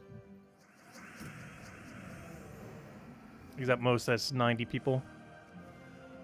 Because first place is 1,500 gems, second place 1,000, and third 500. But if you're not any of those 3, Guild War is pretty much just claim your EXP boost and hope your guild wins every day for the EXP boost. As well as the 50 seals, which is basically like 2.5 gem keys.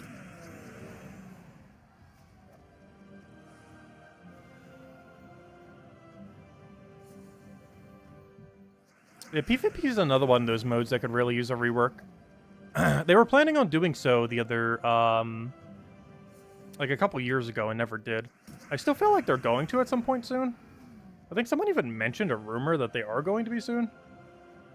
I don't remember who mentioned that, but I could have sworn someone said that earlier. I'm not sure where they found that info. But it is something they meant to do like 3-4 years ago and then never did. Kind of like the treasure hunt rework. It was originally supposed to be the time of the arena rework. And then they did the arena rework, but never got around to the treasure hunt rework.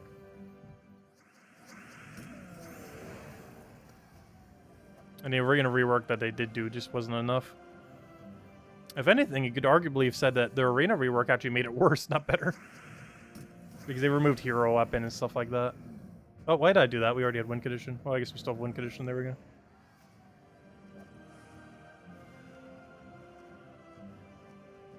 Because back in the day in Arena, all you had to do was just pick Dawnbringer and then auto-win. Because you could cast Dawnbringer quicker than the AI could cast Dawnbringer. Because they just aimlessly take mana, whereas you could focus your Dawnbringer. And if you already had Dawnbringer before their Dawnbringer, then you'll have Barrier. So they don't hit anything.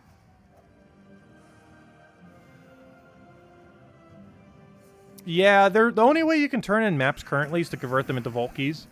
But because of how many Vault Keys you get during a Vault event, it is not worth converting your maps into Vault Keys.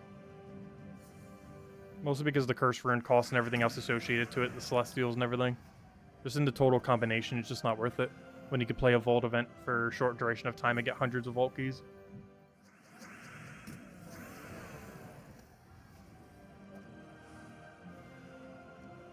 But yeah, there's nothing really to use excess maps on in the current state of the game.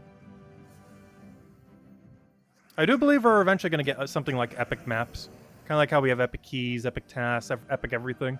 We're eventually going to get epic maps. How you're going to get them, who knows? But hopefully we can at least have some kind of way to convert maybe our old maps into epic maps. We'll probably need some kind of new currency or some kind of new something.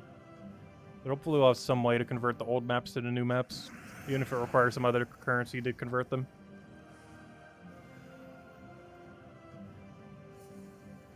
Though if they ever do a treasure hunt rework, I hope they do still buff normal maps as well. But also add some kind of new key that's going to be like super buff. Whereas the default keys would just be slightly buffed, or normal maps, I mean. The biggest issue with how treasure hunt is currently set up is ever since they added 4x speed, which, keep in mind, 1x speed was all that existed at the time when treasure hunt was first made. But 4x speed basically invalidated doing maps slowly. In the current meta of the game, the best way to do a map is to rush through it as quickly as possible. Because treasure hunt was never scaled around 4x speed. So you just want to win or lose as quickly as possible with it. There's not as much of a reward for trying to get vaults, which should be your main incentive. But other than the achievement for getting 2 vaults, there is 0 incentive to ever get vaults in the current state of the game. Their loot just isn't high enough for how much time it takes to get to them. Plus, they don't even give you vault keys. And even if they did, it wouldn't even be enough to fully fix treasure hunt. Though it would slightly help if you could get vault keys and epic vault keys in a vault. Currently, the best you can get is a double gem key drop, which is not bad, but for how much time it takes to do it, it's not good either. Like, it's by far the best drop you can get in treasure hunt, but even then, it's not even that good relative to the time needed. Because you could easily spend like 10-15 minutes on a map just to get 2 gem keys, if you even get your 2 gem keys.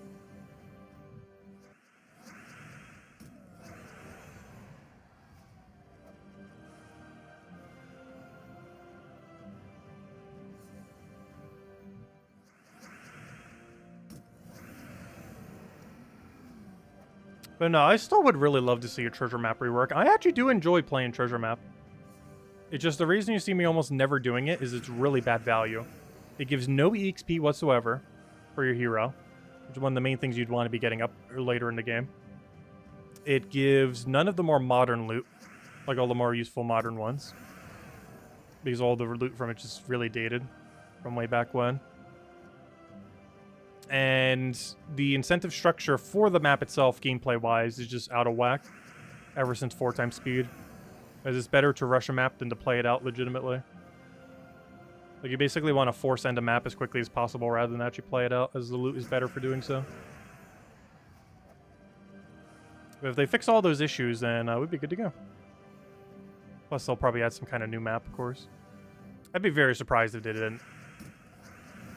And it'll either be slightly money lock, slightly resource lock, slightly currency, currency lock, something. 10 maps for 10 times reward. If they ever did have a conversion system like that, it would definitely be like 20 maps for like 5 times at best. If even that. They actually mentioned that on a Q&A way back when.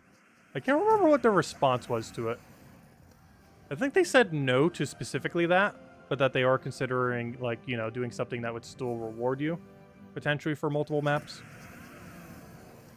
But I could have sworn there was a Q&A back when they used to actually do streams for those. Way back when, like 4 or 5 years ago. Where they said they probably won't allow us to just use like 100 maps for like some kind of multiplier or something. It'll likely be done through a slightly different system. And we just have never gotten that slightly different system. Eventually.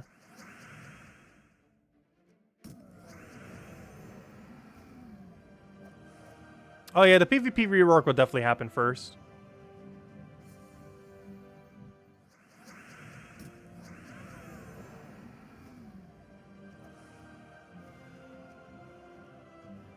Though I am curious to see what a PvP rework for this game would be these days. Because we haven't touched PvP in like not counting Guild War. Or testing teams. Like as far as just farming PvP because we wanted to farm PvP. I think it's been like 4 years. I think it's legitimately been like 4 or 5 years. Oh, are they making it Puzzle Quest 3 style? Oh, that's so bad. Unless the loot is really good. But I'd hate to have to do like 30-something PvP battles a day. There's no way they're making it that bad. If they are making it Puzzle Quest 3 style, it's probably going to be like 10 battles a day or something. Or 5 battles a day. I highly doubt they're going to make it like 33 or whatever it was in Puzzle Quest 3. It was like 20-something or low 30-something. Because that was just way too many. I just have to keep in mind, Gems of War battles go way quicker. So if it says win 10 fights, that's actually pretty quick in Gems of War.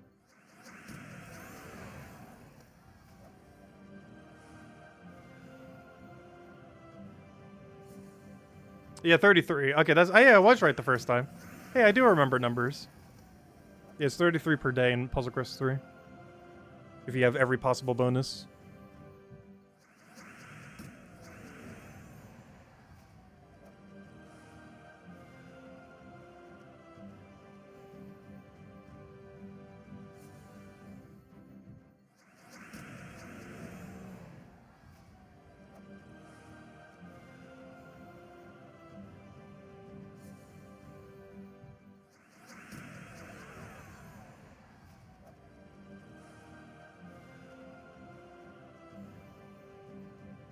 But if nothing else, hopefully it would actually get us doing PvP again in this game. I just wish they would have a way to balance it. Because the meta for Gems of War right now is just absurd. Like how much power creep there is. It's just the battles of the infinite loops at this point. Like, you don't have the style of battles like you used to have like 7+ years ago. Where neither team could just infinitely auto-win instantly. It would actually take some effort and multiple turns. But the main thing against PvP in the current state of the game is just, it's whoever infinite loops first. Whoever gets rolling with all their mana.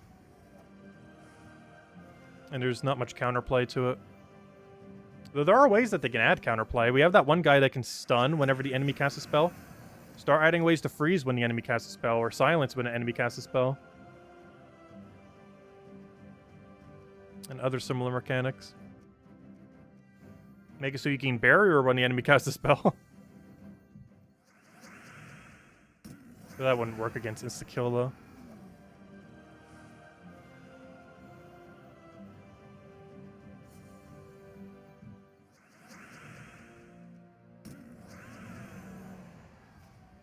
You might actually do all the epic trials next week. Wait, do we know what the team is yet? I don't think we do until tomorrow night. Do we actually know what the Glacial Peaks team is going to be? Because it's likely going to change, because I don't think we had a Glacial Peaks event yet. Also, other than the really cool Glory Troop that we're getting next week, which is the one I keep mentioning about next week, there's actually something else that's pretty interesting that's happening next week. It is finally possible to own all weapons again. We ended up getting a patch, like a patch or two ago, where they reworked how newer players get weapons at the beginning of the game, and they now have a choice between 3 different weapons. So far, all players have gotten access to 2 of those 3 weapons. Like, you know, any veteran players who obviously don't have a new account. And the third one is finally available next week. The Glacial Peaks Ice Sword thing, or whatever it's called. But yeah, that's finally available next week for free. It's been available for a little while if you wanted to shell out like $5 or $10 for it or whatever it was. But Monday's the first day it'll be free. This weapon right here. It's the last weapon that a lot of people will need for full weapon completion again. The Sword of Ice. It's one of the 3 options you have when you start the game with a fresh account now. It's between this, some green hammer, and some red something. Or maybe it was a red hammer. I don't remember. But it's 3 different weapons. 1 green, 1 red, and 1 blue. And yeah, we finally get the blue one tomorrow. Now we'll complete all weapons once again. At least for free. It's been doable for a while if you wanted to shell out the money for it, but it's the first day it's doable for free. Anyways, let's keep going with the boosters. And you'll be able to get that at any point next week. And it should be pretty cheap too. It's an ultra rare weapon, so really low cost. Why didn't it click? My timer went, my button press didn't though. That's weird. That's one of the few times where it went the other way around. Normally it's my timer that doesn't go. That time my mouse click didn't go.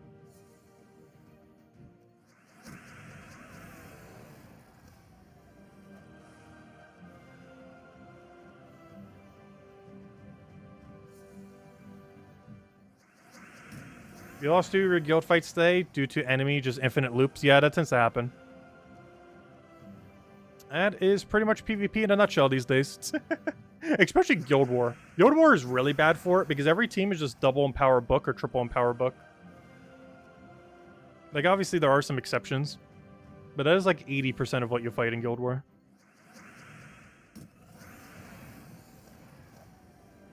It's because of how strong double empower book is. Or even just double empower in general with various teams.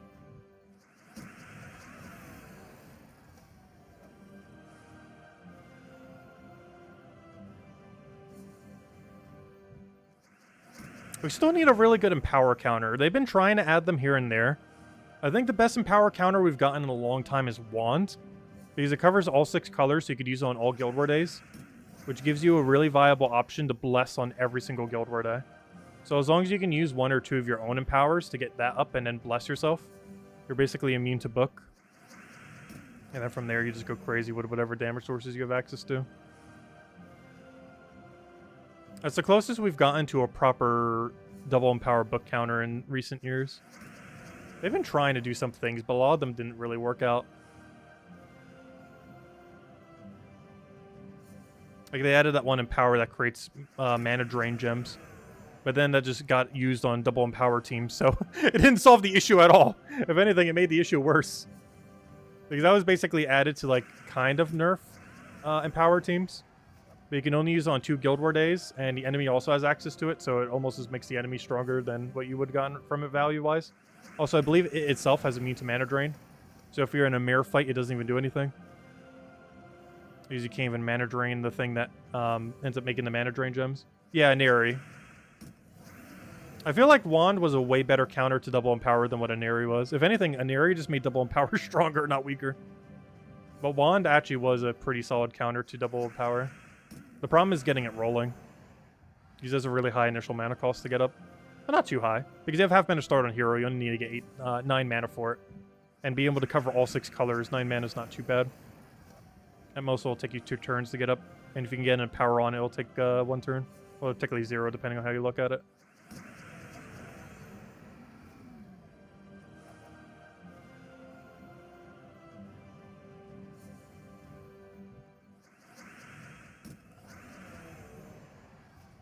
You might just wait to donate next month so we would go play? Nah. The earliest I would stop by on Puzzle Quest 3 again is sometime next year. Or definitely not this year.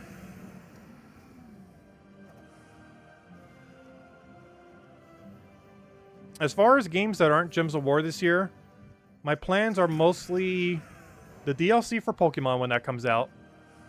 Old School RuneScape for like the next 2 months because they're doing a 2-month-long event thingy. How much of that will be streaming is within question, but we are going to be streaming a decent chunk of it. And, is there anything else? That might be the full list, honestly. Aside from just normal Gems of War stuff. Because I'm trying to think of any other game that's doing anything the rest of this year. And despite it being holiday season, I can't think of a single thing. Downvote until we play Puzzle Quest 3 for a decent time? We did, for an entire year straight.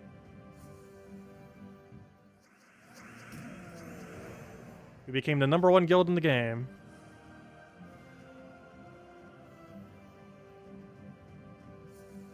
And then we stopped for like 2 years. Or however long it's been.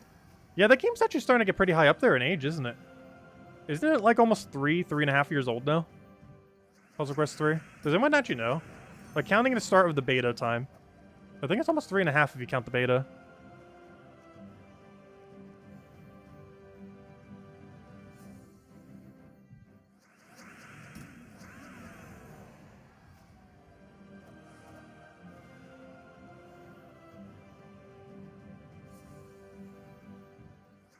Which seems weird, because it doesn't seem like Puzzle Quest 3 has been out for that long. But it's like a third the age of Gems of War.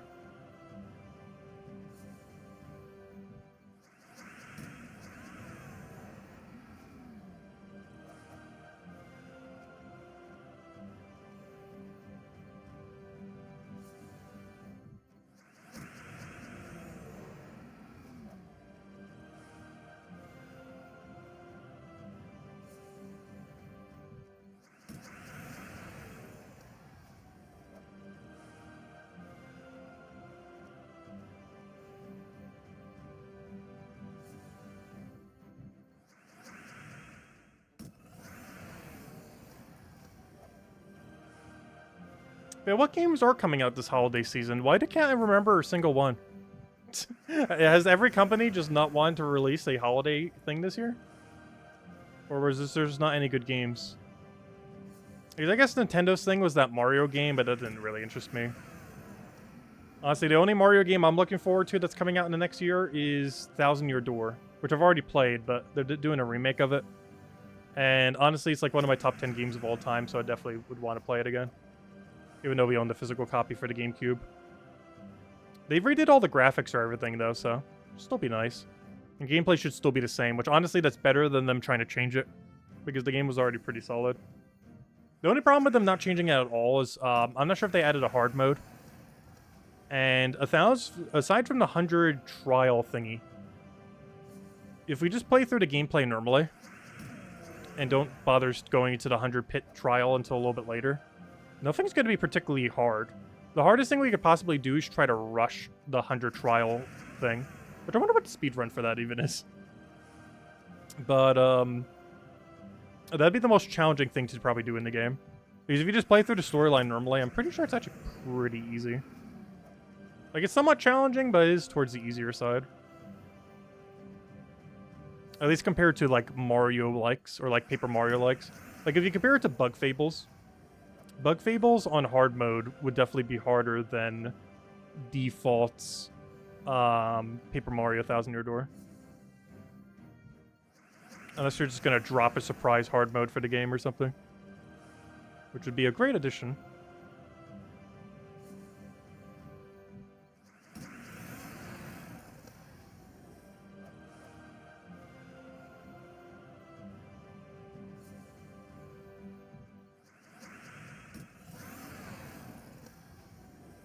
Yeah, 2021. So yeah, it's been 2.5 years then, not 3.5.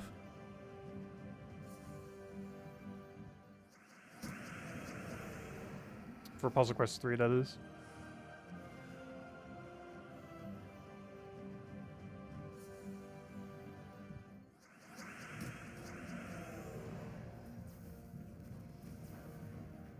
I would love if I had a poke option. There we go. Pokety poke. Oh, we're about to gain our next level. It'll be our second level of the grind.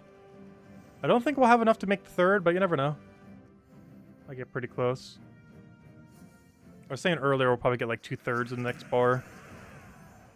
I might get even closer than that. Which means we would have gained 2.5 levels tonight then. Which is not too bad. That would have been from 7 boosters, 2.5 levels.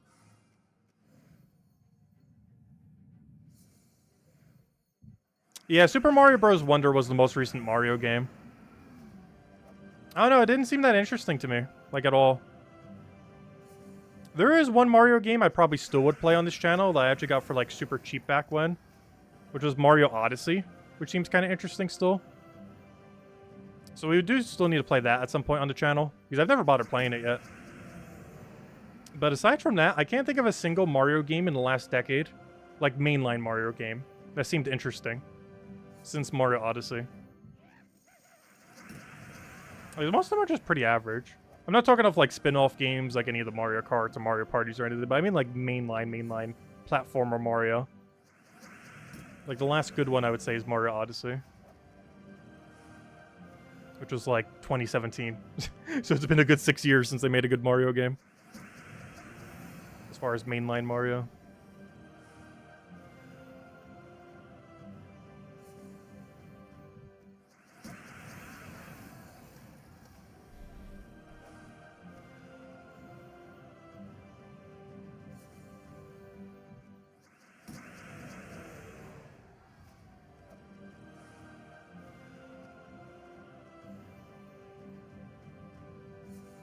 You're probably picking up for Black Friday. Yeah, it generally goes pretty heavily on sale.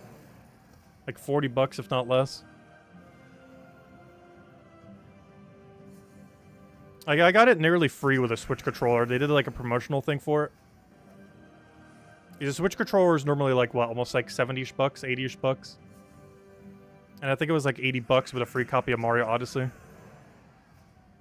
So you only have to pay like a little bit extra and you got like a free game with it. And I needed another controller at the time, so I was like, hey, free game. I just never got around to playing it. Oh, I would at some point. Just never really got around to it. Honestly, there's still a lot of things on our backlog.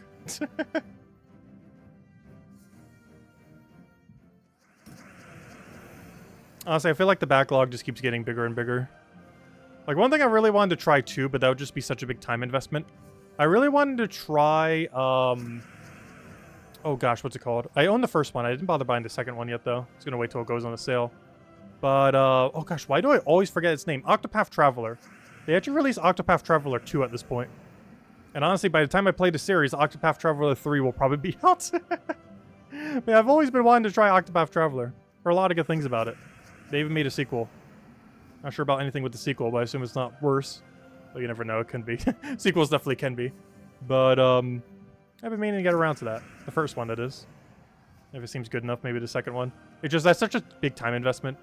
Because I wouldn't be surprised if that RPG's like 50+ hours. And if we did a second game, that's another 50+ hours. So we're talking 100+ hours. Like, that'd be like a 2-month project.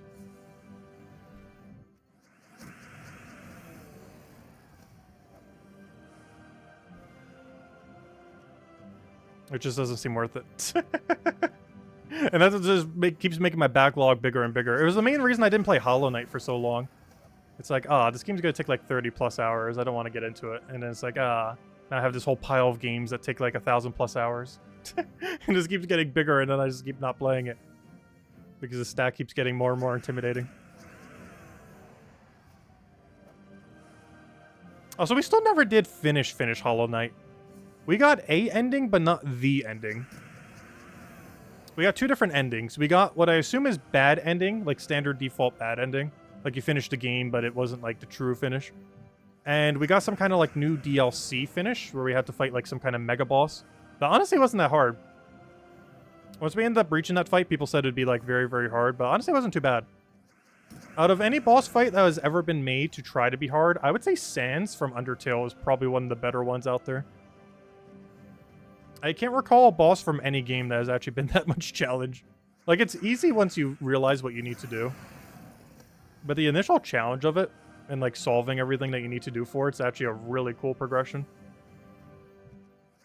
I'm surprised there's not more bosses like that in games. As I would probably say that's one of the better bosses in any game ever.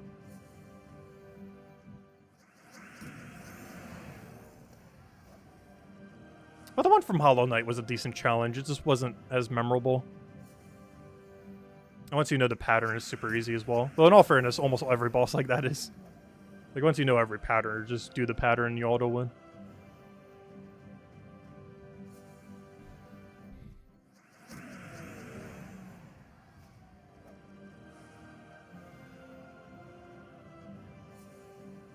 Oh, come on. In Mario, you can turn Mario into an elephant. Elephants are cool.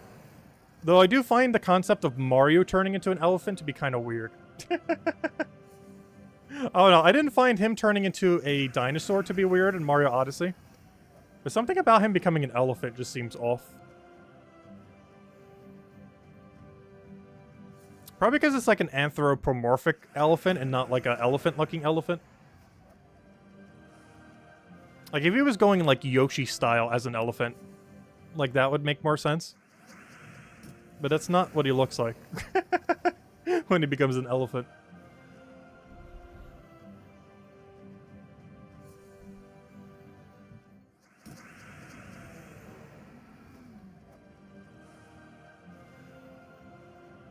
Oh, yeah, that reminds me. Whatever happened to, Fall Guys?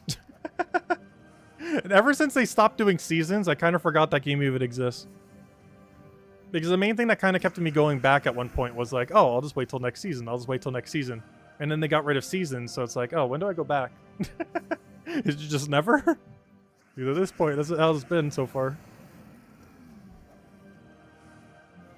I think the biggest issue for me with Fall Guys is when they made it all sandboxy.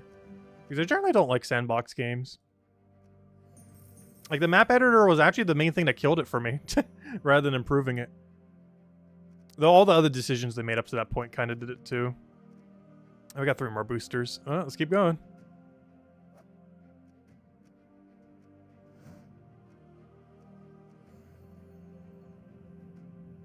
Yeah, they got rid of seasons in Fall Guys. I'm not sure why. That was like their biggest appeal.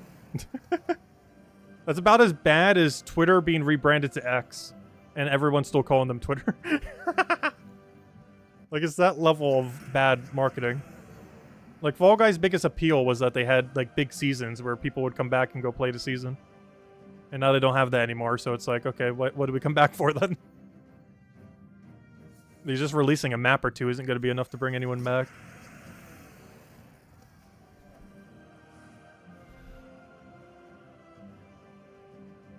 And Imperial.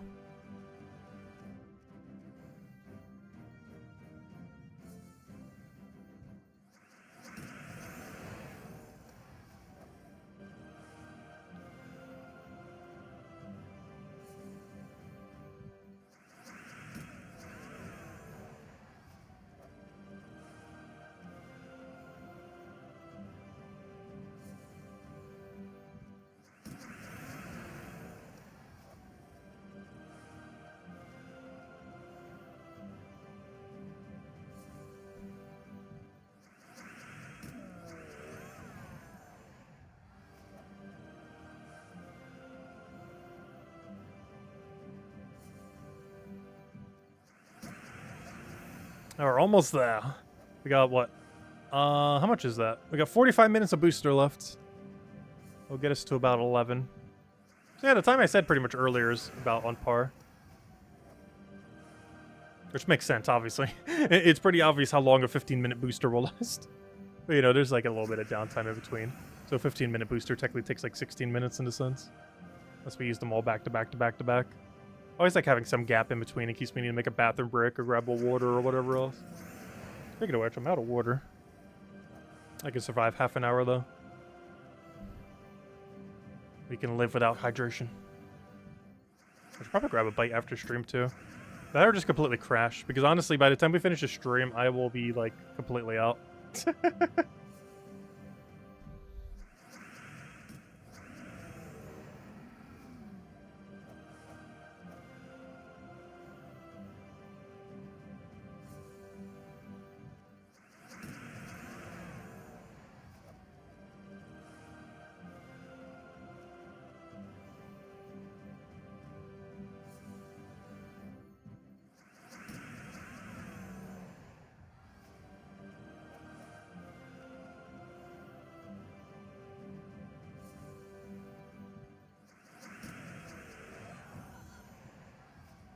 That reminds me, I didn't bother looking into that. Someone mentioned the other day that Steam is releasing the Steam Deck OLED, kind of going down the same path of what the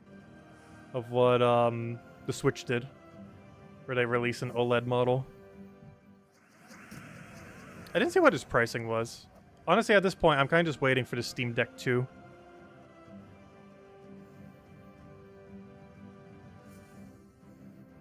If I get the OLED model of that, you know, in like 2 or 3 years, they're just dropping a completely new model. And at this point, we've waited this long, might as well wait till then.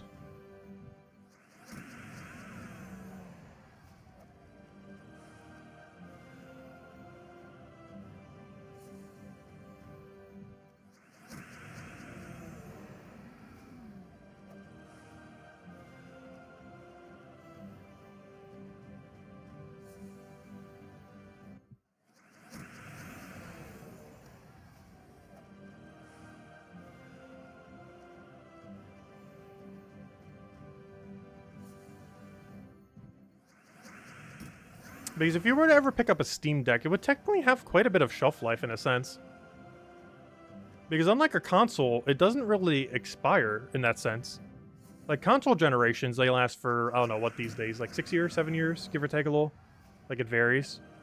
But a Steam Deck, while its performance would probably be horrible in a decade from now, you'd still be able to use it for modern games in a decade from now in a sense. Like, you know, low performance ones. Not like whatever the biggest AAA game is at the given time. But, like, you know, it doesn't just, like, stop working. Like, old consoles, like, you know, they stop making games for them. Like, they don't have backwards compatibility or forwards compatibility or whatever else. Whereas something like a Steam Deck, you wouldn't need to worry about that because they're just all PC games. It's basically a PC itself, the device. So you don't have to worry about it, like, expiring in a sense, like how consoles do. Where they don't expire in the sense that you can't play them anymore, but they expire in the sense that you can't play them with whatever the more recent stuff is. Whereas a Steam Deck would never have that issue. The only issue it would ever have is the device's performance just doesn't keep up with whatever modern gaming is up to. But if you never played like the bigger games, it wouldn't even matter.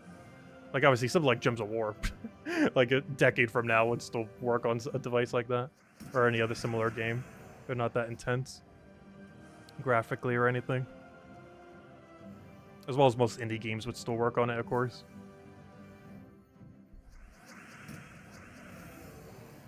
As well as anything else with lower specs.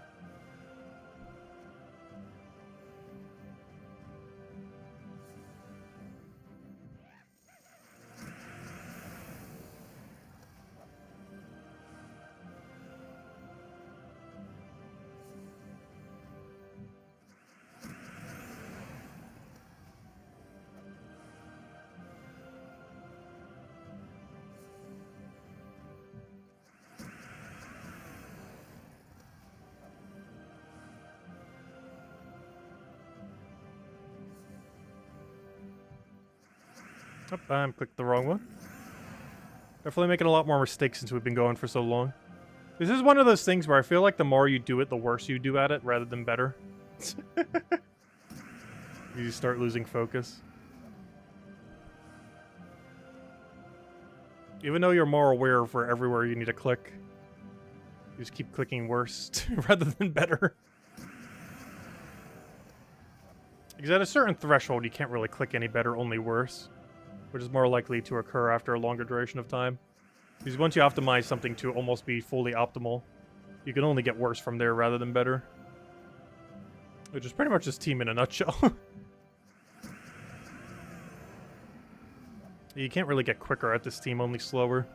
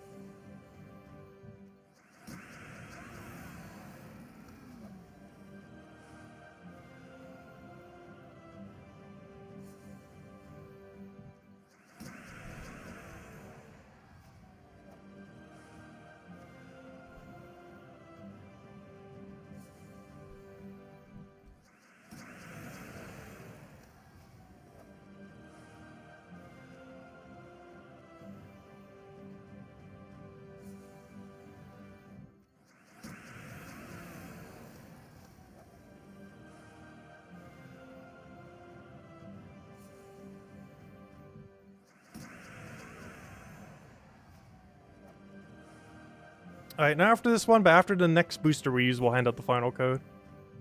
And I think we have one more after that one. And then we have finally caught up with all of our boosters. Yeah. Took a little while. The only problem with stalling them is you then at a later point have to do like 1 billion of them at once. Which is why a lot of times we're just going to use them per day. But obviously Guild War being one of the few weeks where it is very worthwhile to stall them for the extra bonus. Because if we would have used them on a different day, we would have not gotten the 100% bonus, which gets doubled to 200%. And by that I'm referring to the Guild War bonus, that is, of course. Hey, a chest. Hey, a mimic. Hey, I gotta go to a different location, but that's a problem because Cinemirage has a troop that has enough durability to survive. So we're about to switch location and then have a battle where we won't be able to one-shot. There's a lot of things here actually have 10% this week. And I recall one of them having enough 10% to not die. I don't remember which. But something here has 10% and it's enough to make it not die. I think it's one of the legends. It's going to be a problem every 5th fight right here. Yeah, it was Lust. Yeah, that's the problem with doing Dust Devil in this this area today, for this week. Lust will always survive. Alright, what about Droxzoom? We need to go head over to Droxzoom then. Let's hope we have it on Explore level 1. Yeah, every 5th battle will always survive if we keep doing it there. Alright, let's hope we have this on Explore 1. We do, perfect. Alright, Droxzoom's the other location that's still one-shottable. Let's hope they don't have enough 10% to survive.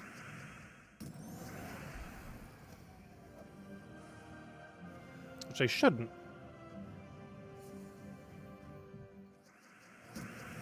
Oh, but what if the legend does, though? Because Glaceon will probably survive. Gosh, why is every location annoying to do other than Wild Plains this week? Is there any other insta-kill location that I'm forgetting? Because I feel like there might be. We normally do Wild Plains, and that one is, but we have a Mimic there, so I can't do it right now. We have Cinemirage, but it has too many 10%. We have here, but that's probably going to have Glacial Peak, or whatever his name is. Glaceon, I mean. Alright, luckily the other guy dies in one shot, but I believe Glaceon does survive. But for now, that'll be fine until we can get rid of the Mimic, I guess. That's fine.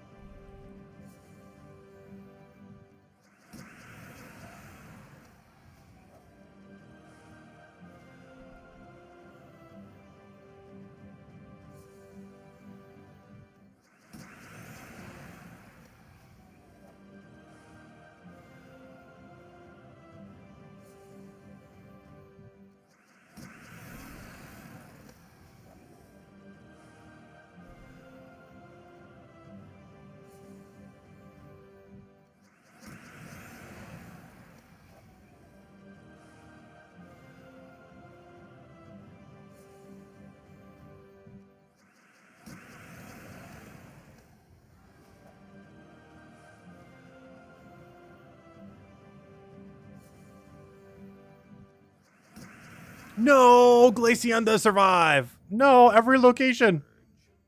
There has to be one I'm forgetting about. Now I'm just gonna have to switch to like the other Dust Devil team when we get a situation like this. The one that double pokes. But yeah, like every location other than Wild Plains this week has a legend that has enough percent to not die.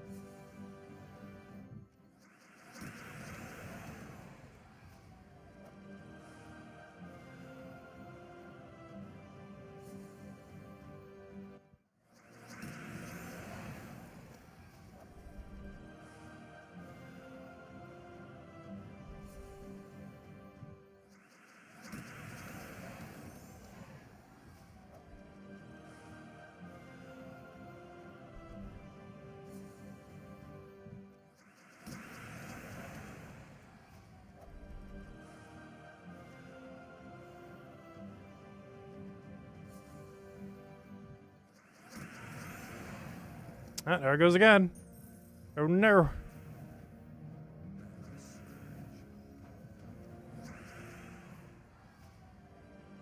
They secretly started doing that to all locations? No. It has happened because Daemons have 10% this week, I believe. And half the locations that give the bonus thing are all Daemon locations. So it'll happen whenever there's a 10% Daemon bonus, which isn't too often. It does happen to be this week.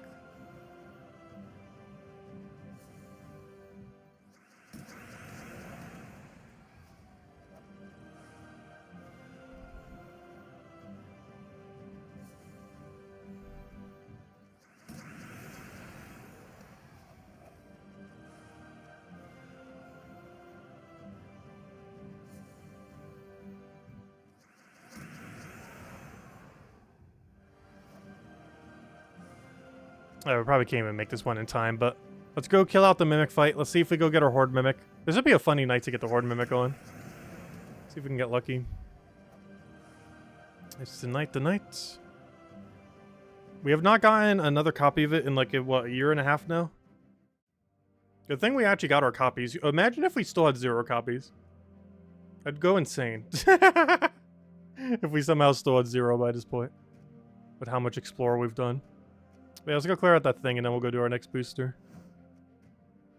And the reason we didn't do a Dust Devil is this battle gets scaled to your highest Explorer that you've done, which is like 12 at this point. So it has really high stats and we can't just Dust Devil it. I'm not sure why I use this team, but sure. We'll roll with this.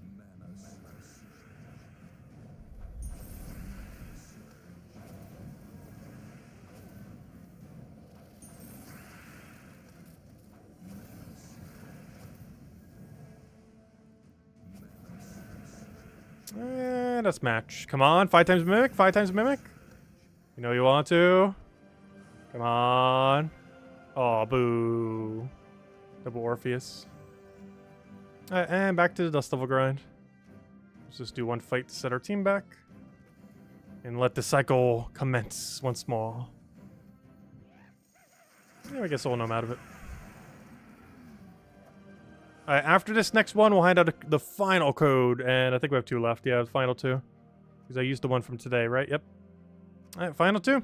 Oh, that just reminds me. Let's go claim our rewards for leveling. I haven't done that in a while. I actually have a couple here. Yeah, we have Exalted Keys and Dragonite. Dragonite's the one we just earned. Exalted Keys was from earlier. There we go. Actually, no, never mind. The other way around. We just got Exalted Keys. The Dragonite was from earlier. And then we get Curse Runes, then we get Exalted Keys. Then we get some Writs, then we get Exalted Keys. Then we get some Junk, then we get Exalted Keys, then we get some Gems, then we get some Exalted Keys, then it repeats, and then we get some Exalted Keys. And it just keeps repeating the cycle over and over again. Anyways. Alright, so, yeah, let's go use our final 2. Go crack open the second to last one. And I will grab the last one there. Alright, don't need to change anything there. Let's keep going. Despite how repetitive this is fun. I do like number going up slowly. But quicker than normal slowly. Honestly, every grindy game is just number go up watching simulator. Just with different graphics and gameplay. But gosh, it's so addicting.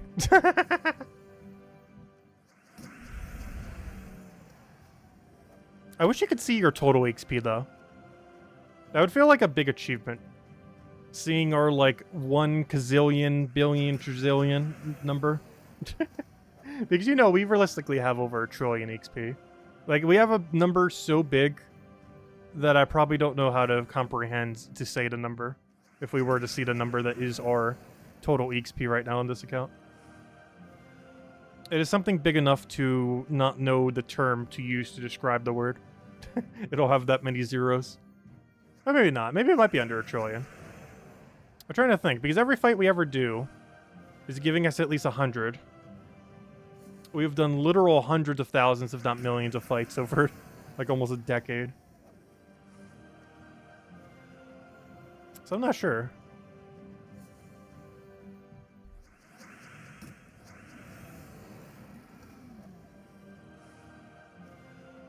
Also, we're getting really close to having 15,000 hours on this account, which probably seems like nothing compared to some people that have like 30,000 plus. But it's still a big number. I forget where we even need to check that these days. I guess it says on my Steam thingy. Normally it'd say it whenever I open up this, but I don't think it does anymore. It says how long this current session was. Also, I just crashed everything. It doesn't say our total time thingy, though. It also tells me how much power I have on my device. So it's plugged in, so it's maxed. That's not that useful. I'm not sure where you check on that menu to see total time now. Maybe under achievements it still says it? Achievements, game overview. I don't know what's under game overview. Oh, there it is. Yeah, 14,825 hours, whatever that was. Whatever that number says. Yeah, 14,823.5 hours. Almost 15,000. Early next year, we'll be at 15,000. So if you count every account we've ever done, it's been way over 15,000. Yeah, you can also view it on Game Library. It's also under the game overview section, apparently. Also, for whatever reason, opening up that page on Steam still is super laggy. They haven't really optimized it that well. Which for a company as big as Steam, come on, chop chops. It's about as good. That's about as bad as YouTube being unoptimized on things. Especially YouTube. They have so much more money. Well, Steam has like infinite money too, but not as infinite money as Google does. They have a different number of infinite money. They both have an incomprehensible high amount of money, but Google's amount of incomprehensibly high is way higher.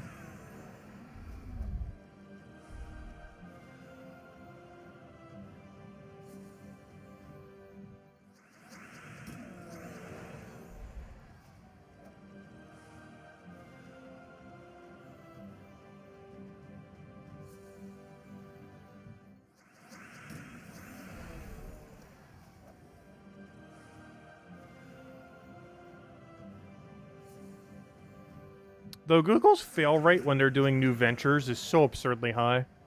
Anyone remember Stadia? Though one thing I was really disappointed with Stadia, there was one feature that seemed like it would kind of be somewhat okay and kind of work out. And that was, they were eventually, at some point, they said at one point in development, that they were going to have integration for YouTube live streams. To be able to have like a bunch of free-to-play games that you could basically just like pop into immediately from chat. And that would have been such a cool experience. And they didn't ever implement it. Ever. In Stadia's entire lifetime.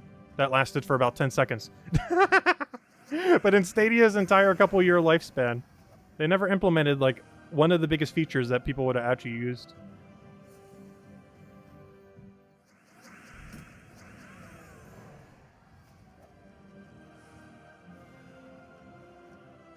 And it also would have been a lot of free advertising for them. Because that was like the one and only feature I would have used from Stadia. And they never implemented it. Despite saying in development that that'd be like one of the first things. Did they have a handheld console? I don't remember. I didn't keep track of like 90% of what Stadia did.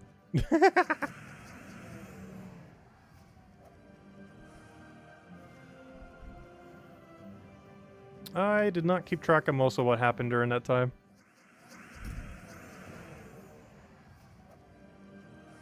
The only thing I remember is they took away Orcs Must Die 3. I still need to play that game at some point. We need to play through the whole Orcs Must Die trilogy at some point. 1, 2, and 3. I played 1 and 2, which I'm not sure if I ever finished 2. I played 1 and 2, but I never played the third. It was originally a Stadia exclusive for like a year or two. And now it's on like everything. If we ever did, we'd play it on Steam. Because it basically combines, like, it basically combined tower defense with, like, hero shooter kind of aspects. Where you have, like, one main unit, but that one main unit is also setting up all the traps. It was actually decently fun. Because it required a decent amount of strategy and a lot of active play when you were actually, like, doing the map itself.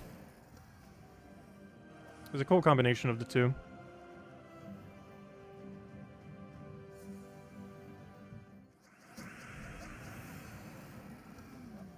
I feel like I feel like tower defense is a really underutilized game mode. Because I actually played a lot of tower defenses when I was younger through Warcraft 3 Frozen Throne. Because it was one of the easier custom map types to make was a tower defense. So there was a lot of really good tower defenses. Actually, one of them even got remade into a Steam game, one of the more popular ones that they ever had, which was Legion TD. Legion TD 2 was released on Steam. I'm not sure if it still has a player base anymore or not. Just gotta check. I feel like the number might be less than 300 these days, though, unfortunately. Honestly, I wouldn't be surprised if there are more people playing Legion TD1 on Warcraft 3 than there are people playing Legion TD2 on Steam. I would actually not be surprised.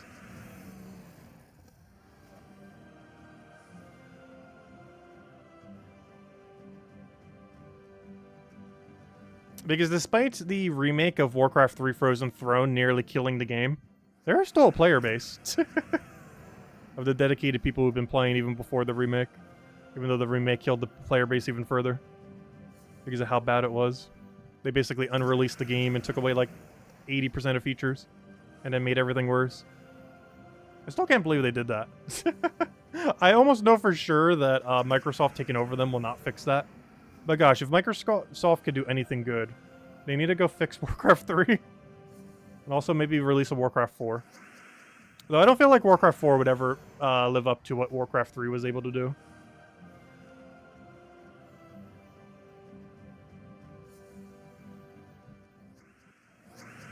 That'd still be cool to see a Warcraft 4 nonetheless.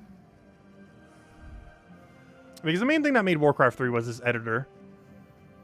Like, the editor that they had public at the time was just so absurdly good. For what it offered at the time. Because it was what Dota 1 was made in. Like, probably like, what, the second or third biggest gaming esports was made in the Warcraft 3 game engine. At least initially. Like, the first version of it.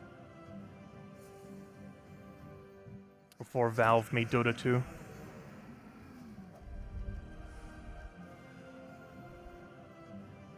And there's a lot of really good games that came out of it. As far as custom maps and everything else. Both solo missions as well as like full multiplayer campaign kind of things. A lot of really fun iterations. Dota 1's the most popular one, but there was plenty of other things that came out of it.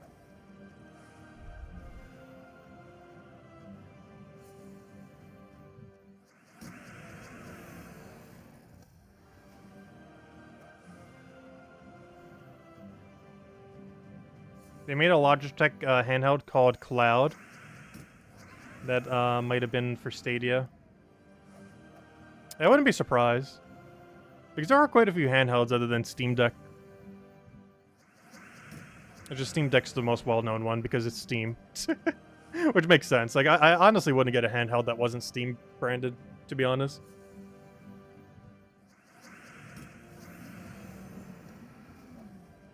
Because I'd be concerned with the amount of support that the other ones would have. Whereas you know Steam's never gonna die.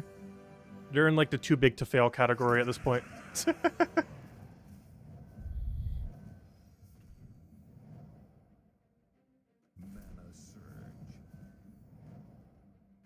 I would love if this gem moved the right way. Why is it not moving? I just wiped it like 3 times. There we go.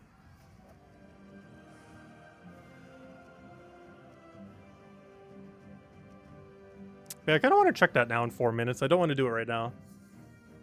I mentioned Legion TD2. I actually kind of want to check its player base. Also, I'm curious what Dota 2's is these days. If I had to guess Dota 2, it's probably some kind of absurd number that is incomprehensible to me. It's kind of funny because I still have more time in Dota 1 than Dota 2. I think I did put like 2,000 or 3,000 in Dota 2. But my Dota 1 time is easily over 10,000. Like, it's like Gems of War level of time. Dude, I was playing that thing, gosh, since I was like 10. For like a good solid 15 years, on and off.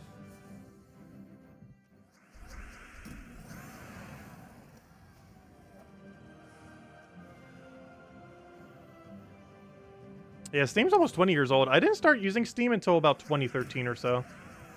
Like around the time Dota 2 came out. Because Dota 2 basically killed off Dota 1. So I was like, I guess I'll move to Dota 2. I still played other things on Warcraft 3. it still stayed there because, you know, they didn't get it like another iteration. But Dota was nearly dead on Warcraft 3 after Dota 2 came out. Not completely, there was still some player base. But like 99%, probably even 99.9% moved to Dota 2. Which still left a pretty hefty amount of people on Dota 1. Because when I say 99.9%, we're still talking thousands of people left over. Because how much of a player base Dota 2 has. Even something like 99% would still mean like 10,000 people still playing Dota 1.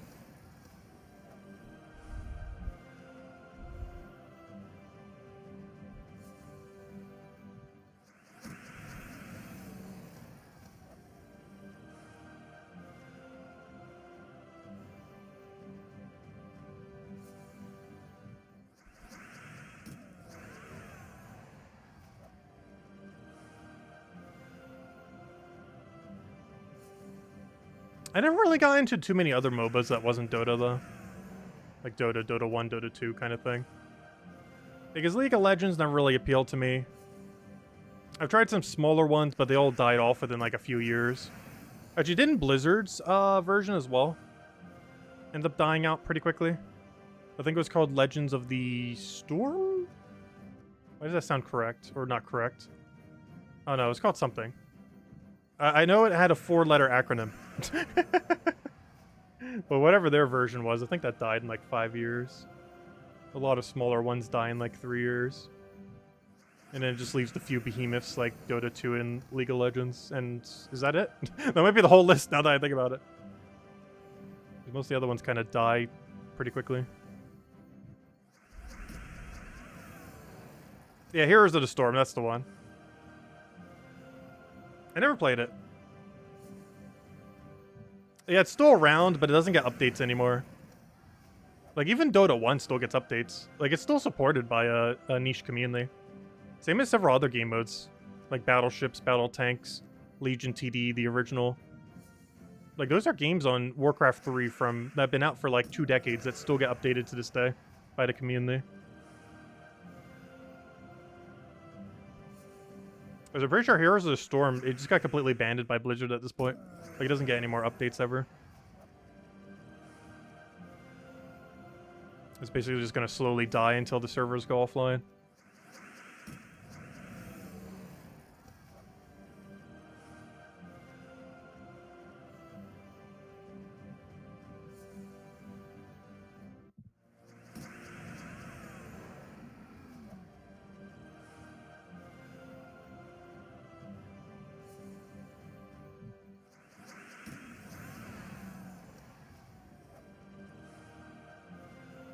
After this fight, I'll go check the thingy. Because we're definitely not going to make it in time for the other fight. Actually, I'll barely even make it for this one. Let's see, did we get double for this one? We did not. Oh, we got scammed. Alright, let me go check something. I actually do want to go check. What behemoth of a number does Dota 2 have these days? I want to check some things. Because I haven't played the game in such a long time. Has their number gone up, down, sideways? Where do I even check? Trying to get to like the home page. Trying to get to the Steam thing. Well, fine. I'll do it through Steam Charts then. What's it called then? Steamcharts.com? Steam Charts. Oh, cap lock is on apparently. Steam Charts. Alright. What do we need here? We'll do, what am I looking for? Dota 2. Let's just see. How big of a number is this? Their number is still going up! Gosh, let's see. Let's go pinpoint when we last played. We would have last played around... Oh wait, they've gone down. Yeah, this is when... Around when I would have started... I think first playing it. It was in the millions. Like around this time I think it would have been. Well, technically it was in 2013, so... Yeah, actually would have been closer to this time. Is when I would have started. And I think around here is where I stopped. Somewhere around there. But yeah, never mind. They're still at like 3/4 of a million. That's insane. 24-hour peak. All-time peak was, what was that? When would that have been? Apparently something big happened. Oh, that was probably one of their bigger first tournaments. I actually remember that time.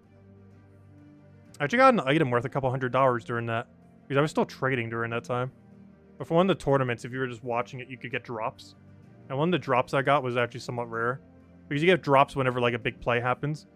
And it wasn't the biggest play of the game, but one of the bigger plays of the game, I got a drop for it. It was, like, several $100. And that was back before trading was, like, really annoying to do through Steam. But, interesting. Yeah, I think that was their all-time peak. I was playing then. Anyways. But anyways, what's the other game I want to go check? Legion TD2. Legion TD... Let me just type in Legion TD. I got our player base is dying. It's smaller than Gems of War. But this was the sequel to Warcraft 3's Legion. Not sure what rights they had to make this, but apparently enough to make it. I'm surprised our all-time peak wasn't higher. Only 5,000? Yeah, otherwise they have a smaller player base than Gems of War these days. Apparently they're still getting spikes. I guess when they do big updates or a big tournament or something. Because they keep getting a big spike every now and then for some reason. Otherwise the average player base is like maybe 1,000. If that. And I think this is the only platform it's on. It's not cross-platform. It's not like it's on mobile and everything. But I've only played the original Legion TD. We might try Legion TD2 at some point. It seems like it has a big enough player base that it'd still be active. I'm not sure how good it is compared to Legion TD1 though. Or if the gameplay would even be similar. I assume it would be somewhat similar, obviously, but... Anyways, let's go ahead and enter the code and do our final booster. Here you go. Here is the final code for the stream. Enjoy. Use it on gemsofwar.com for the game code section. Honestly, you guys know how by now if you're here. You know what to do with that code. If you don't ask. Pretty sure if anyone's still here this late into the stream, you know exactly what that code is for. Anyways, let's go do our final booster. And we're off.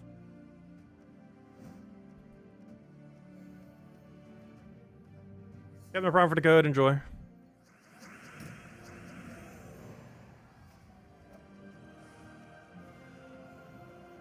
Third time you hit the like button.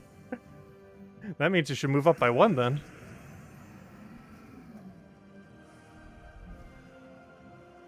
Also, thank you, Isabel, for redeeming the code. I just saw it right there.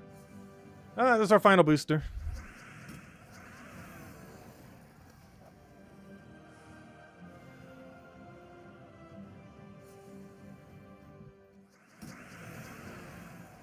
That's still kind of insane, though.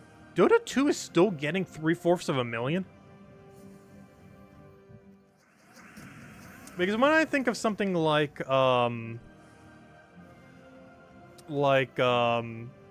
say RuneScape that we were playing the other day. Like, that's one of the bigger MMOs I believe out there. And its concurrent is like 150,000.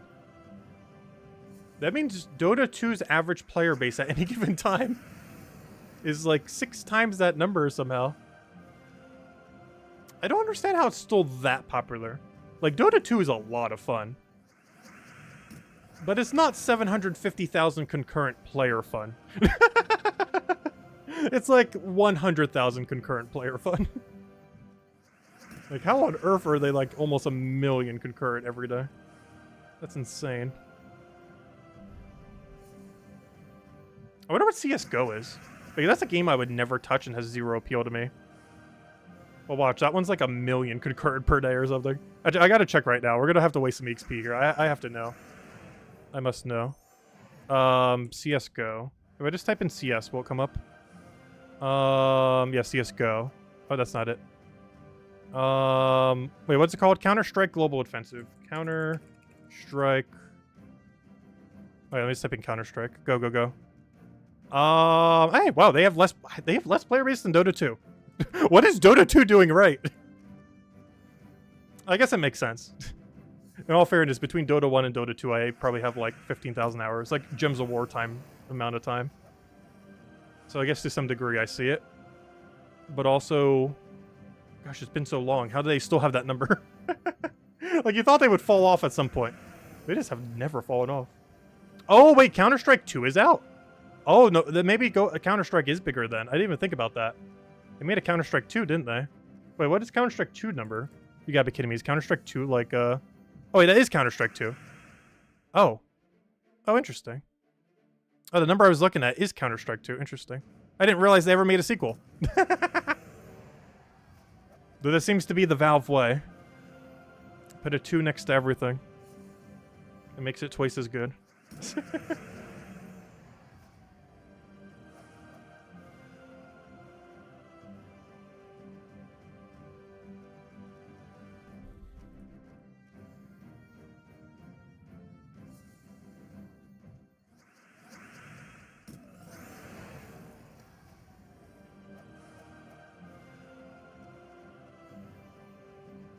Oh yeah, they did have the international recently, that is true. Though those average numbers were still pretty high across the board, even without that.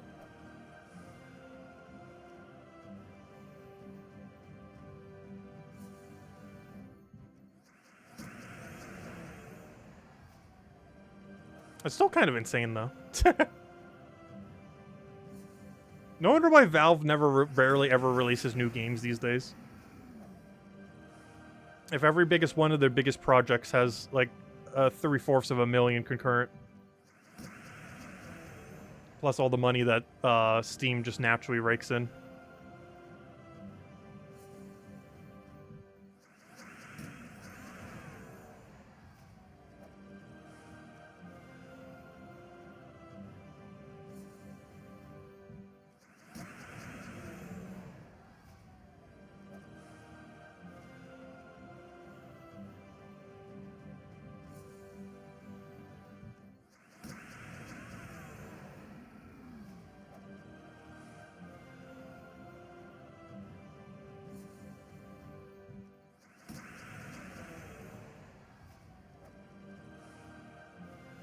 I wish there was a way to check every MMO's numbers, though.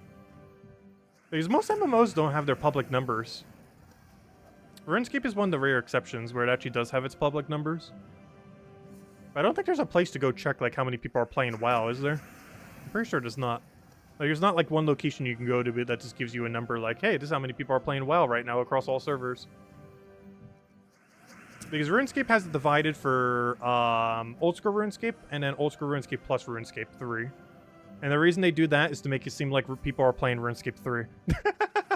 Because on Old School RuneScape, they only show the Old School RuneScape number. But on RuneScape 3, the one that has better graphics and has like WoW quality and like modern everything, has like no player base. So for RuneScape 3, they show the number total for both games. Whereas for Old School RuneScape, they only show the number for Old School RuneScape. Just to make it seem like there's people actually playing RuneScape 3. Because there's no one playing RuneScape 3. Like, honestly, I think RuneScape 3's player... Like, it's still big. Like, I want to say it's like 30 to 50,000 concurrent. But compared to the game that's like a decade and a half aged before it, has like 10 times its player base. Maybe not 10 times, like 5 times its player base. Or maybe 8 times. I don't know. It depends what number it is. Just weird. It's really funny, too, because if you showed, like, any person Old School RuneScape compared to RuneScape 3, and you just showed, like, a couple pictures of, like, gameplay and what it looked like, and you tell someone, pick the game that has, like, 8 times the player base than the other. Like, everyone's picking RuneScape 3. Yet it has, like, no one playing. It's one of those things where it's gameplay over graphics. Where Old School RuneScape just has the way superior gameplay. Like, it's just really straightforward. Click location, it does action. There you go, you know the whole game. Point somewheres, click, you're done. You have done everything now. To some degree, RuneScape 3 still has that mechanic, but then also like 100 layers of complexity over it that it is just not needed.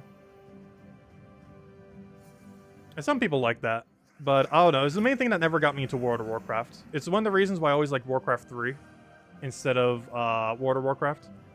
Is in Warcraft 3, at most, you just needed 4 keys. Your Q, W, E, and R. That was all 4 of your abilities. You don't need anything else. Depending on what modes you were doing, there were plenty of other keys you would need.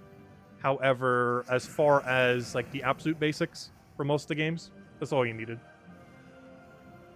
Whereas for World of Warcraft, you would have like 100-something buttons with various cooldowns. Many of which would like auto cast, some wouldn't auto cast, some you have to manually cast, some you have to channel, and if you get attacked during that channel, it would break the cast.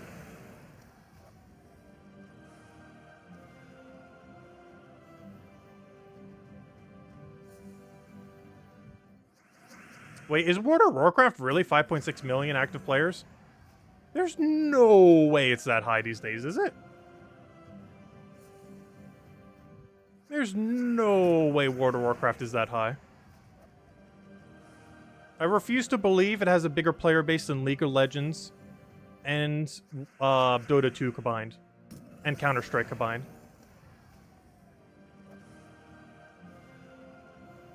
Oh, wait. Wait. Active players. Active players is different than concurrent, though.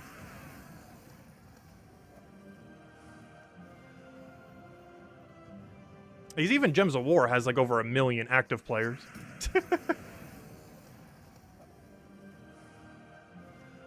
I thought that said concurrent for a second. I was going to say, wait, that's physically impossible. That'd be bigger than like every esports currently in existence.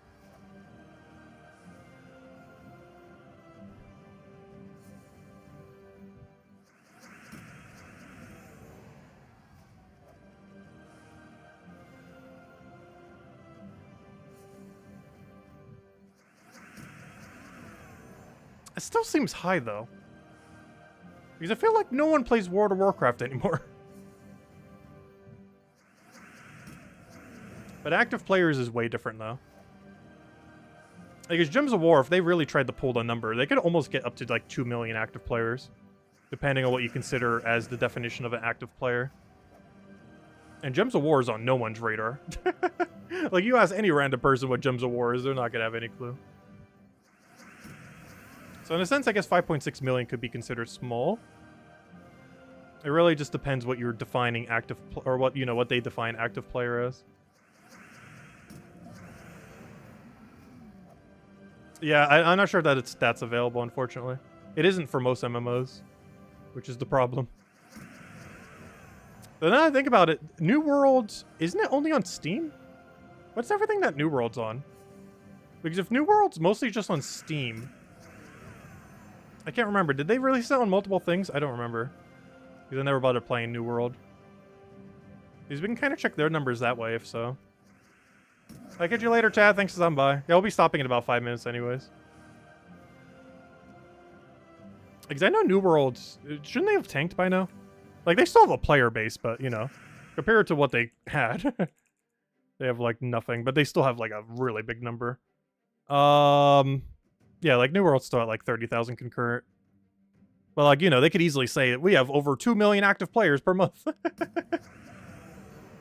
But their concurrent's only at, like, 30,000. Which is still high. But given that it's Amazon, it's kind of low. Like, it's high for a video game. But it's kind of average to low for an MMO. And it's really low if you consider the fact that the company that made it.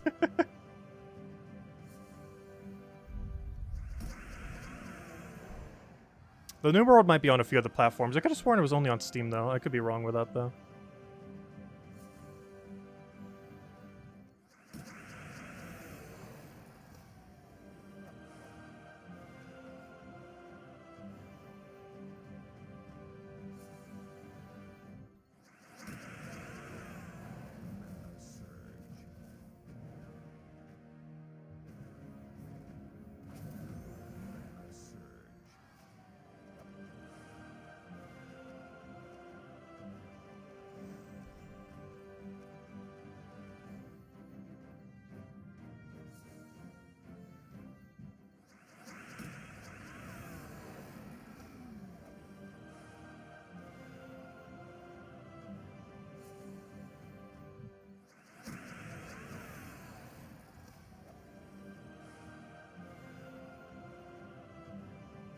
The MMOs are a weird genre. It's kind of like one of those genres that's kind of dying out. But it's like, I don't know, it's a weird genre because I don't feel like new MMOs can ever make it through. It's always just the old MMOs that just keep recycling players. Like World of Warcraft, RuneScape, probably some third one I'm forgetting. That's definitely out there. Like, it's all the older ones that just keep cycling players rather than, like, any new ones really breaking through. Because New World was probably one of the bigger, newer ones. And now it's, like, at, like, 30,000 concurrent, which is still good. But not good for an MMO. Like, an MMO needs a really big player base to survive long term.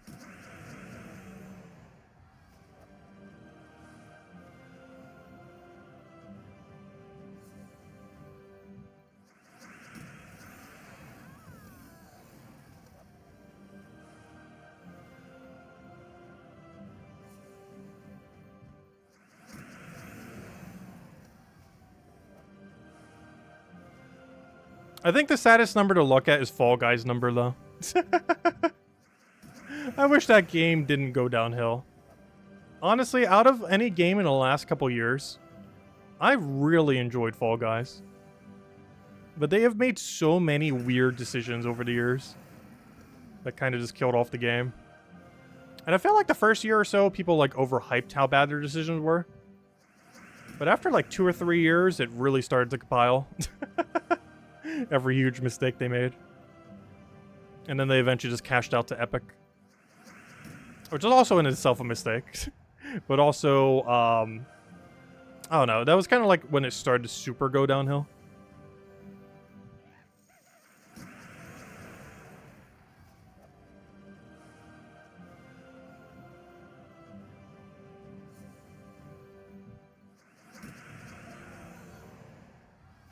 Just for the fun of it, we should go check Jim's award number.